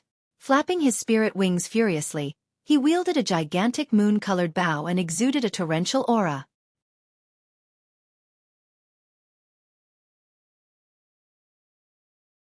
Chapter 478. Extreme Foundation Establishment, the Second Human Emperor. Chapter 478. Extreme Foundation Establishment, the Second Human Emperor. The 10 dark lights arrived instantly and shot into the crowd viciously. Poof, poof, poof. Flashes of blood appeared. The 10 dark lights were so strong that their momentums were still ferocious even after penetrating the bodies of more than 10 cultivators. They were unstoppable. The terrifying power of the dark lights even surged through some of the cultivators after passing through them, causing them to explode with their limbs flying everywhere. All the Ethereal Peak cultivators witnessed the massive torrent formed by more than 20,000 Foundation Establishment cultivators stop just because of 10 dark lights that were streaking through. Within the torrent, there were 10 lines filled with countless corpses and endless blood. The cultivators of Blood Crow Palace, the other 4 major sects and multiple small sects had swarmed over. Coupled with itinerant cultivators from all over the place, they were way too densely packed. The 10 dark lights were extremely lethal. There were at least a few hundred Foundation Establishment cultivators who died on the spot. With more than 20,000 cultivators on the Blood Crow Palace's faction, the The few hundred dead Foundation establishment cultivators could not be considered as a great amount of damage. However, it created a trauma within everyone's hearts. Su Zimo! Someone with a keen eye exclaimed upon recognizing the identity of the green-robed cultivator. No wonder the dark lights were so terrifyingly lethal. Hurry, look! The bow in his hand is a perfect spirit weapon. Indeed. Many Foundation establishment cultivators were jealous and were raring to give it a shot. They had heard long ago that Su Zimo was the #1 weapon refinement master of Great Zhou, and the lousiest weapons in his storage bag were supreme-grade spirit weapons. In fact, he even possessed perfect spirit weapons. The rumors were true. Many golden cores turned to look from the golden core battlefield. On the sect competition, Su Zimo had made a name for himself, and how could anyone not know or have not heard of the title of the #1 weapon refinement master of Great Zhou? True Fire Sect Sima Ji's eyes lit up as he roared in laughter. Good. Su Zimo, you've got guts to appear. I'll have you pay for my disciple's death. Perfected being Songlang's long narrow eyes were locked on Su Zimo. Looking down from above, he sneered, Su Zimo, so what if you manage to join Ethereal Peak? You still can't escape death. A few years ago, back in Pingyang Town, I should have killed you together with that beast. No matter how you struggle, you can't fight against the cycle of your fate. Su Zimo's gaze was indifferent as he stood on midair and surveyed the surroundings. His gaze seemed to contain an enormous might that could overwhelm and overpower everything. The Foundation establishment cultivators on the side of Blood Crow Palace felt their hearts clench when they met with Su Zimo's eyes. That person gave off a frightening aura. That was an aura that was built from endless bloodshed and countless corpses.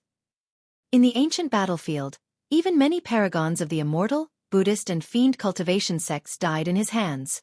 Since the strongest cultivators here were only at 6 Meridian Foundation establishment at best, none of them could withstand Su Zimo's aura. When he saw the corpses of Ethereal Peak disciples on the ground, Su Zimo's killing intent spewed out of his eyes. Die! Putting away his moon concealment bow, Su Zimo's sleeves waved and 18 supreme-grade flying swords appeared. However, all 18 of them disappeared in the blink of an eye, forming ripples in the void, as though fishes were gliding through water. Not good. That's Ethereal Peak's secret skill. Everyone, watch out. Ugh. Someone screamed tragically. Sword light flashed and a few 5 Meridian Foundation establishment cultivators died on the spot without any chance to fight back at all. Condense. A 6 Meridian Foundation establishment cultivator crushed multiple protection talismans and released High Sect's secret skill.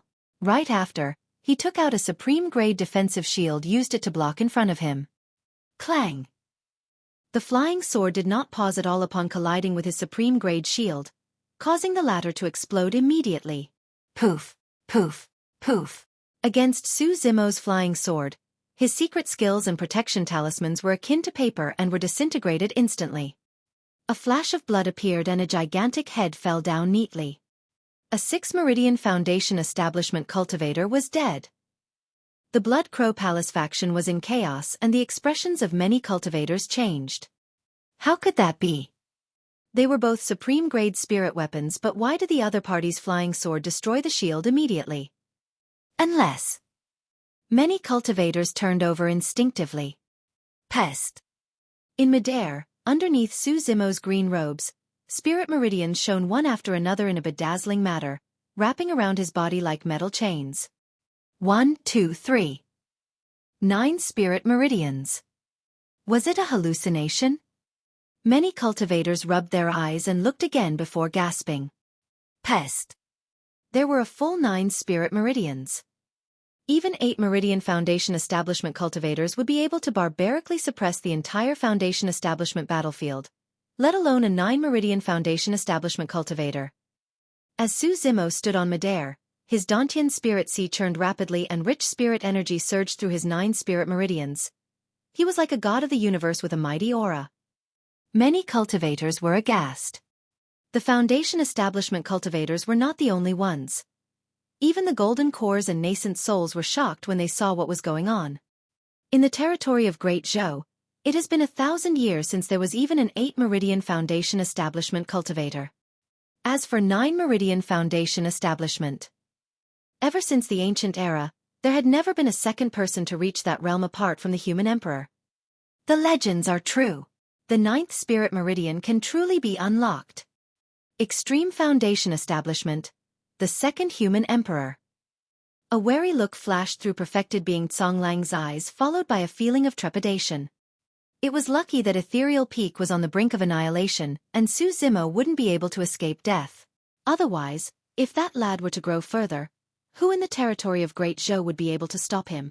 He is the #1 weapon refinement master of Great Zhou, and now, he's even at the Extreme Foundation Establishment realm. Once he forms a core, he would definitely develop a phenomenon as well. Sect Master Ling Yun sighed internally. Such was the cruelty of fate. They could only blame the sect for being unlucky. If they had not met with such a calamity, with talents such as Ji Chengtian, Lang Rou and the others, they would definitely rise to be the #1 sect of the Great Zhou dynasty. As for Su Zimo, his accomplishments would even be more limitless. In fact, he might even be able to lead Ethereal Peak to become one of the top factions of Tianhuang Mainland. Alas! The Blood Crow Palace's lord narrowed his eyes and his killing intent deepened. His personal feud with Su Zimo aside, the fact that this lad was at Extreme Foundation Establishment meant that he had to be killed. A second human emperor must not be allowed to appear on Tianhuang Mainland. The 18 supreme-grade flying swords streaked through the crowd, and none of the Foundation Establishment cultivators could defend at all. It was a complete massacre. The massive flood formed by more than 20,000 Foundation Establishment cultivators was punctured and pushed back by Su Zimo single-handedly. Everyone from Ethereal Peak was reinvigorated. At that moment, Su Zimo flapped his spirit wings and rose into the air. He was actually arriving at the Golden Core battlefield 100 feet high. Zimo, hurry back down! The disheveled old man shouted hurriedly when he saw that. The fight between Foundation Establishment cultivators would only take place on the ground, and no one would soar into the skies 100 feet high.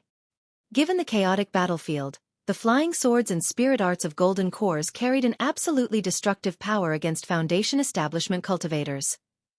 To everyone, Su Zimo's move was complete suicide. Ha ha ha ha! Composing himself, Sima Ji roared into laughter. Even if you're at Extreme Foundation Establishment, you're still just a Foundation Establishment cultivator. Everything is futile before you form a core, and you'll never ever be able to experience the power of being at Golden Core realm. It's been a long time since I've experienced the feeling of murdering a talent.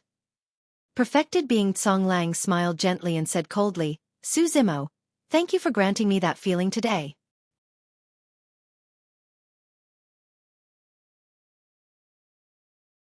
Chapter 479. Ancient Dragonification Manuals. Chapter 479. Ancient Dragonification Manual. Swoosh. Many Foundation Establishment cultivators and Golden Cores unleashed their attacks towards Su Zimo, who was standing in midair. Instantly, hundreds and thousands of spirit weapons and arts swarmed forward. The void quaked and the entire world dimmed instantly. The Golden Cores of Ethereal Peak were disadvantaged in numbers after all. By this point of the battle, Xueqi and the others were thoroughly exhausted, and he could not even conjure a sword formation.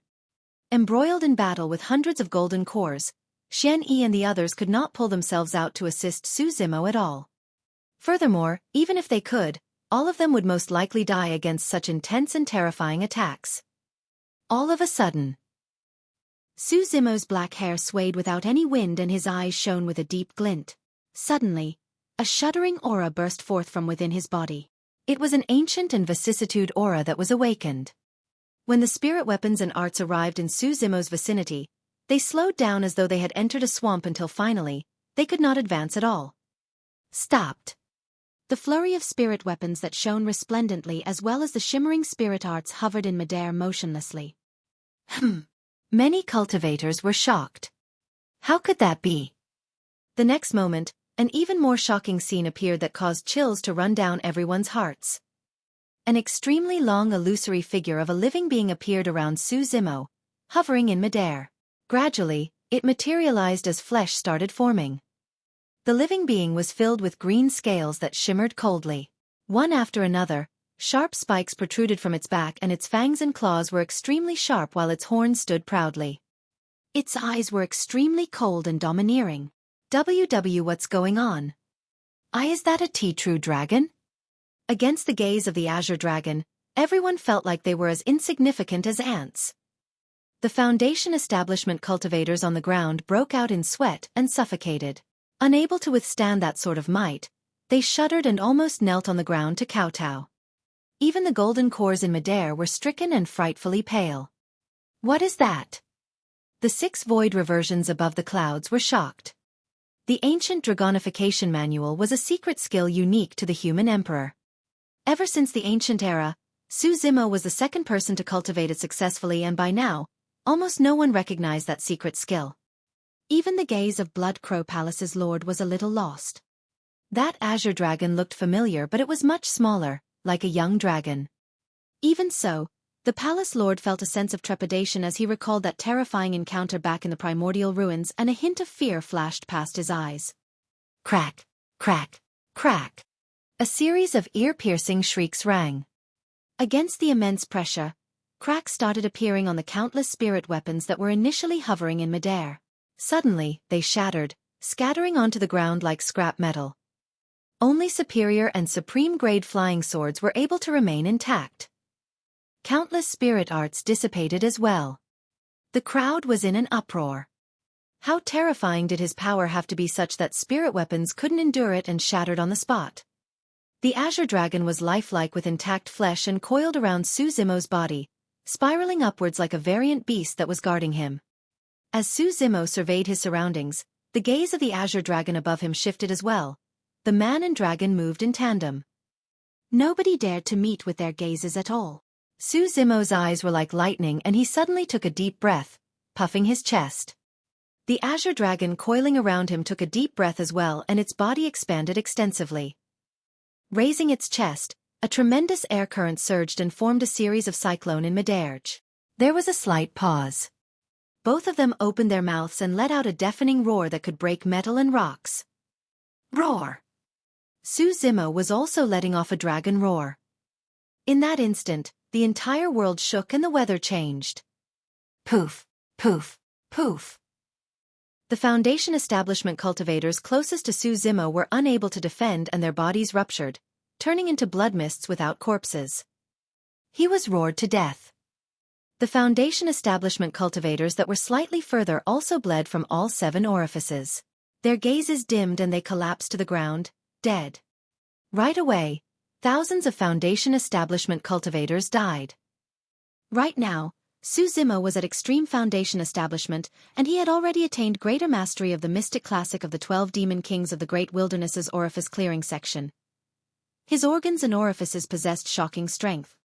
After releasing the ancient Dragonification manual together with Thunderclap Kill, he instantly created an incomparably lethal impact. There was no way Foundation establishment cultivators could endure it, as they were shocked to death on the spot. After the dragon roar, silence ensued. Corpses were strewn all over the Foundation establishment battlefield as their blood formed rivers. It was like a scene from hell. That single dragon roar crushed the hearts of many Foundation establishment cultivators present. The cultivators that wanted to take advantage of the situation initially fled far away, not daring to turn back. Although there were still more than 10,000 Foundation establishment cultivators from Blood Crow Palace and the other 4 major sects, none of them dared to advance and retreated instinctively. Everyone was trying their best to keep their distance from Xueqi, and they shivered with fear in their eyes. He killed thousands of Foundation establishment cultivators with a single roar. Even the golden cores and nascent souls present had never witnessed such methods, let alone the Foundation establishment cultivators present. The dragon roar even caused some of the golden cores that were facing Xueqi directly to clutch their ears in pain. Their bodies swayed and they nearly fell from midair. With a murderous intent, Xueqi glared at perfected being Songlang and said coldly, "You guys actually think you can kill me with your standards? Go!" Xueqi pointed forward. The azure dragon coiling around him soared into the air and let out a torrential aura. Bearing its fangs and claws, it rammed 3 golden cores that stood at the front instantly, crushing their bodies entirely. Golden cores were dead. Furthermore, they died in the hands of a Foundation establishment cultivator. In the cultivation world, it was still rather common for cultivators to kill enemies that were minor realms above their levels. However, it was almost impossible for them to do that to enemies who were major realms above their levels.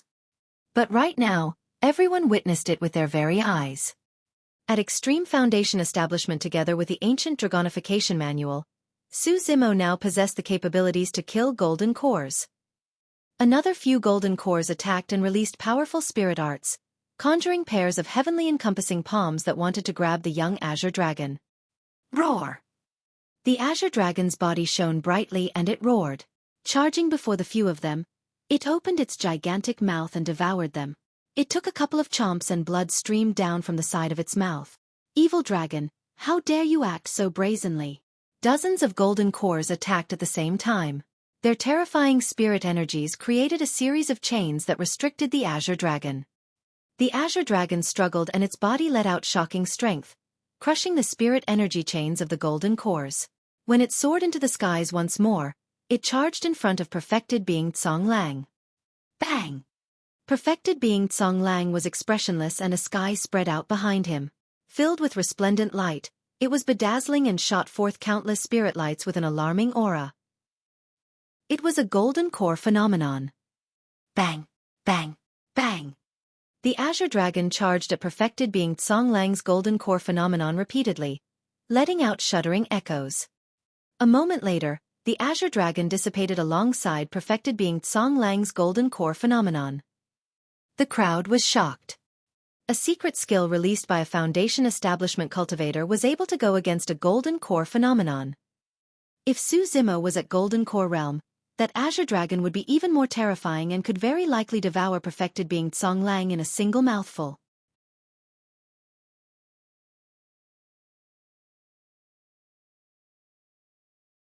Chapter 480 Fighting Golden Cores. Chapter 480 Fighting Golden Cores. Perfected being Tsong Lang broke out in cold sweat. He was at late-stage golden core and yet, even after releasing his golden core phenomenon, he merely matched a single secret skill released by Su Zimo. This was the first time that perfected being Tsong Lang realized that the inexperienced and arrogant scholar of the yesteryears had surpassed his control and expectations. Back then at the sect competition, Su Zimo merely took advantage of the situation to suppress and shame him using his identity as the #1 weapon refinement master of Great Zhou. But now, this scholar was standing toe-to-toe with him in a battle. The difference between the two of them was almost an entire major realm. In the past, perfected being Tsong Lang cultivated to 6 Meridian Foundation establishment before forming his core. He managed to succeed while forming a golden core phenomenon of his own. At that point, he felt that his potential was not inferior to others and at the very least, he was among one of the top few golden cores within the territory of Great Zhou. But right now, in front of Su Zimo, all his achievements dimmed in comparison. Perfected being Tsong Lang could not help but admit he made a wrong judgment in that small town back then. Time could not be reversed and there were no medicine for regrets in the world. Right now, the only way out for him was to use everything he had to try and kill Su Zimo. He must not be allowed to continue to grow. That was the only thought remaining in perfected being Tsong Lang's mind. Suddenly, True Fire Sec Sima Ji raised his voice. This lad has just released his secret skill and it must have taken a toll on his spirit energy. He won't be able to release it a second time. An Azure Frost Sect Golden Core yelled, "That's right. Everyone, don't panic. There's nothing to fear about this lad."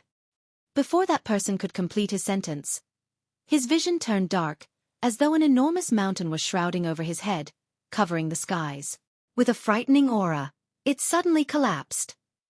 More than 10 golden cores stood beneath the mountain and they attacked one after another, wanting to destroy that mountain peak. Clang, clang, clang. One after another, the spirit weapons were repelled. Countless spirit arts clashed against the mountain peak and let out ringing sounds. Yet, they were still unable to slow the speed of its crash. The golden cores were frightfully pale as they tried to flee hurriedly. However, it was a pity that it was too late by then. Boom! A deafening noise echoed. The void shook endlessly. On the spot, more than 10 golden cores were crushed and turned into meat sludge, seeping into the mud beneath and could not be differentiated. That is a connate spirit weapon. He actually has a connate spirit weapon. A series of exclamations sounded and everyone's gazes landed on that shining golden seal. That gigantic seal was squarish and golden with a divine dragon etched onto it in a lifelike manner. That was the coiling dragon seal that Su Zimo obtained in the human emperor's palace. Su Zimo beckoned gently and the coiling dragon seal shrank, returning to his palm. Perfected being Xueqi, Sima Ji and all the other golden cores were red with envy. They glared at the small golden seal in Sima Ji's palm and their breathings got heavier. After entering nascent soul realm, cultivators would be able to make use of dermic weapons. In other words, for golden cores, connate spirit weapons were the best weapons they could make use of. Their combat strength would double at the very least if they had a connate spirit weapon, and it would be extremely for them to kill enemies above their levels. However, connate spirit weapons were way too rare and nobody ever sold those in the free market. In the territory of Great Zhou, treasures such as connate spirit weapons had not appeared for hundreds of years. Seems like you've benefited plenty in the ancient battlefield. Perfected being Xueqi said coldly, that's good as well. I'll wait to get my hands on your treasures and secret skills after killing you. The treasures are right in my hands. We'll just have to see if you've got the life to use them. Su Zimo sneered and propped up the coiling dragon seal with his left hand. It shone with 6 spirit patterns in a dazzling manner, as though he was carrying a blazing sun. He swiped his storage bag with his right hand and a gigantic blood-colored saber appeared in his palm. Its blade quivered and 5 blood patterns shone. A blood beam expanded followed by the spreading of a nauseating stench of blood. It was the perfect spirit weapon, Blood Quencher. Xueqi, prepare to die. Su Zimo's gaze burned like a torch and he yelled. Propping the seal with his left hand while wielding his saber with his right, he strode widely towards perfected being Xueqi with a murderous aura. In the face of hundreds of golden cores, Su Zimo was advancing instead of retreating. Xueqi and the others exchanged glances as they charged forward together with invigorated expressions, trying to relieve as much of Su Zimo's burden as possible. You must have a death wish. A Southern Mountain sect cultivator wielded a long rod and burst forth with his blood chi, aiming for Su Zimo's head. Splash! Su Zimo channeled his bloodline and the sound of a tsunami tide echoed. Swoosh! He did not even look at the incoming rod and slashed in reverse, meeting the attack with another attack as he released his incomparable countercurrent stance. The pupils of the Southern Mountains sect cultivator constricted and his heart skipped a beat in shock. His motions slowed down for a moment due to the effect on his mental state by the saber force. Flashes of blood appeared. That man was cut into 2 from the middle and his organs and intestines spilled out, giving off a nauseating stench. Shoo!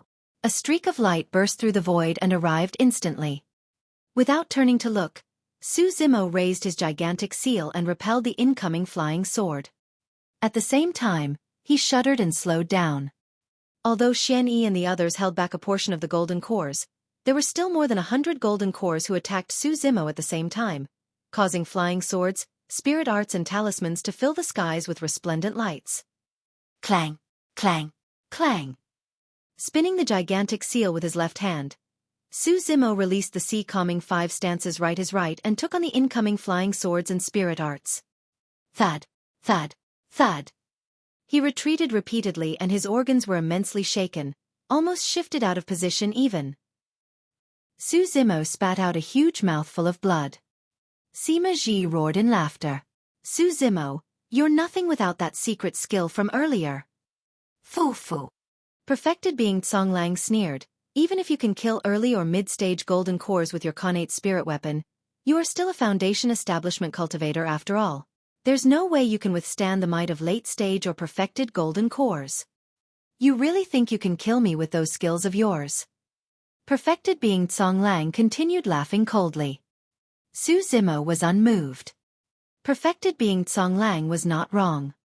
Even if he was at extreme foundation establishment and had the support of the coiling dragon seal, in terms of strength, he could only match against mid-stage golden cores at best and he wouldn't be able to deal with those at late stage. In that previous attack, a few perfected golden cores had attacked and Su Zimo was injured on the spot, unable to endure it. However, he was someone who did both immortality and demonic cultivation. Even without taking on his demon form, Su Zimo's physique and bloodline was still enough to crush all other cultivators of the same realm. Even perfected golden cores would not be able to escape death if Su Zimo closed in on them. He was invincible in melee combat. If anyone else had received the injuries he took, it would definitely affect their combat strength. However, Su Zimo's physique was way too strong and his regeneration capabilities were shocking. After consuming the blood-flesh elixir made of dragon flesh in the human emperor's palace, he attained greater mastery of the orifice clearing section and was only a step away from condensing a demon inner core. Within a couple of breaths, Su Zimo's injuries were already mostly recovered. Fu. Smiling, he stood up and his tendons and bones sounded at the same time. Not only did his aura not drop after getting injured, it was even getting stronger and the glint in his eyes intensified. He was like an ancient demon that wanted to devour people. You're tuning in to the Xueqi's Martial Arts Saga YouTube channel. Don't forget to subscribe and join us on this journey to catch the most captivating stories.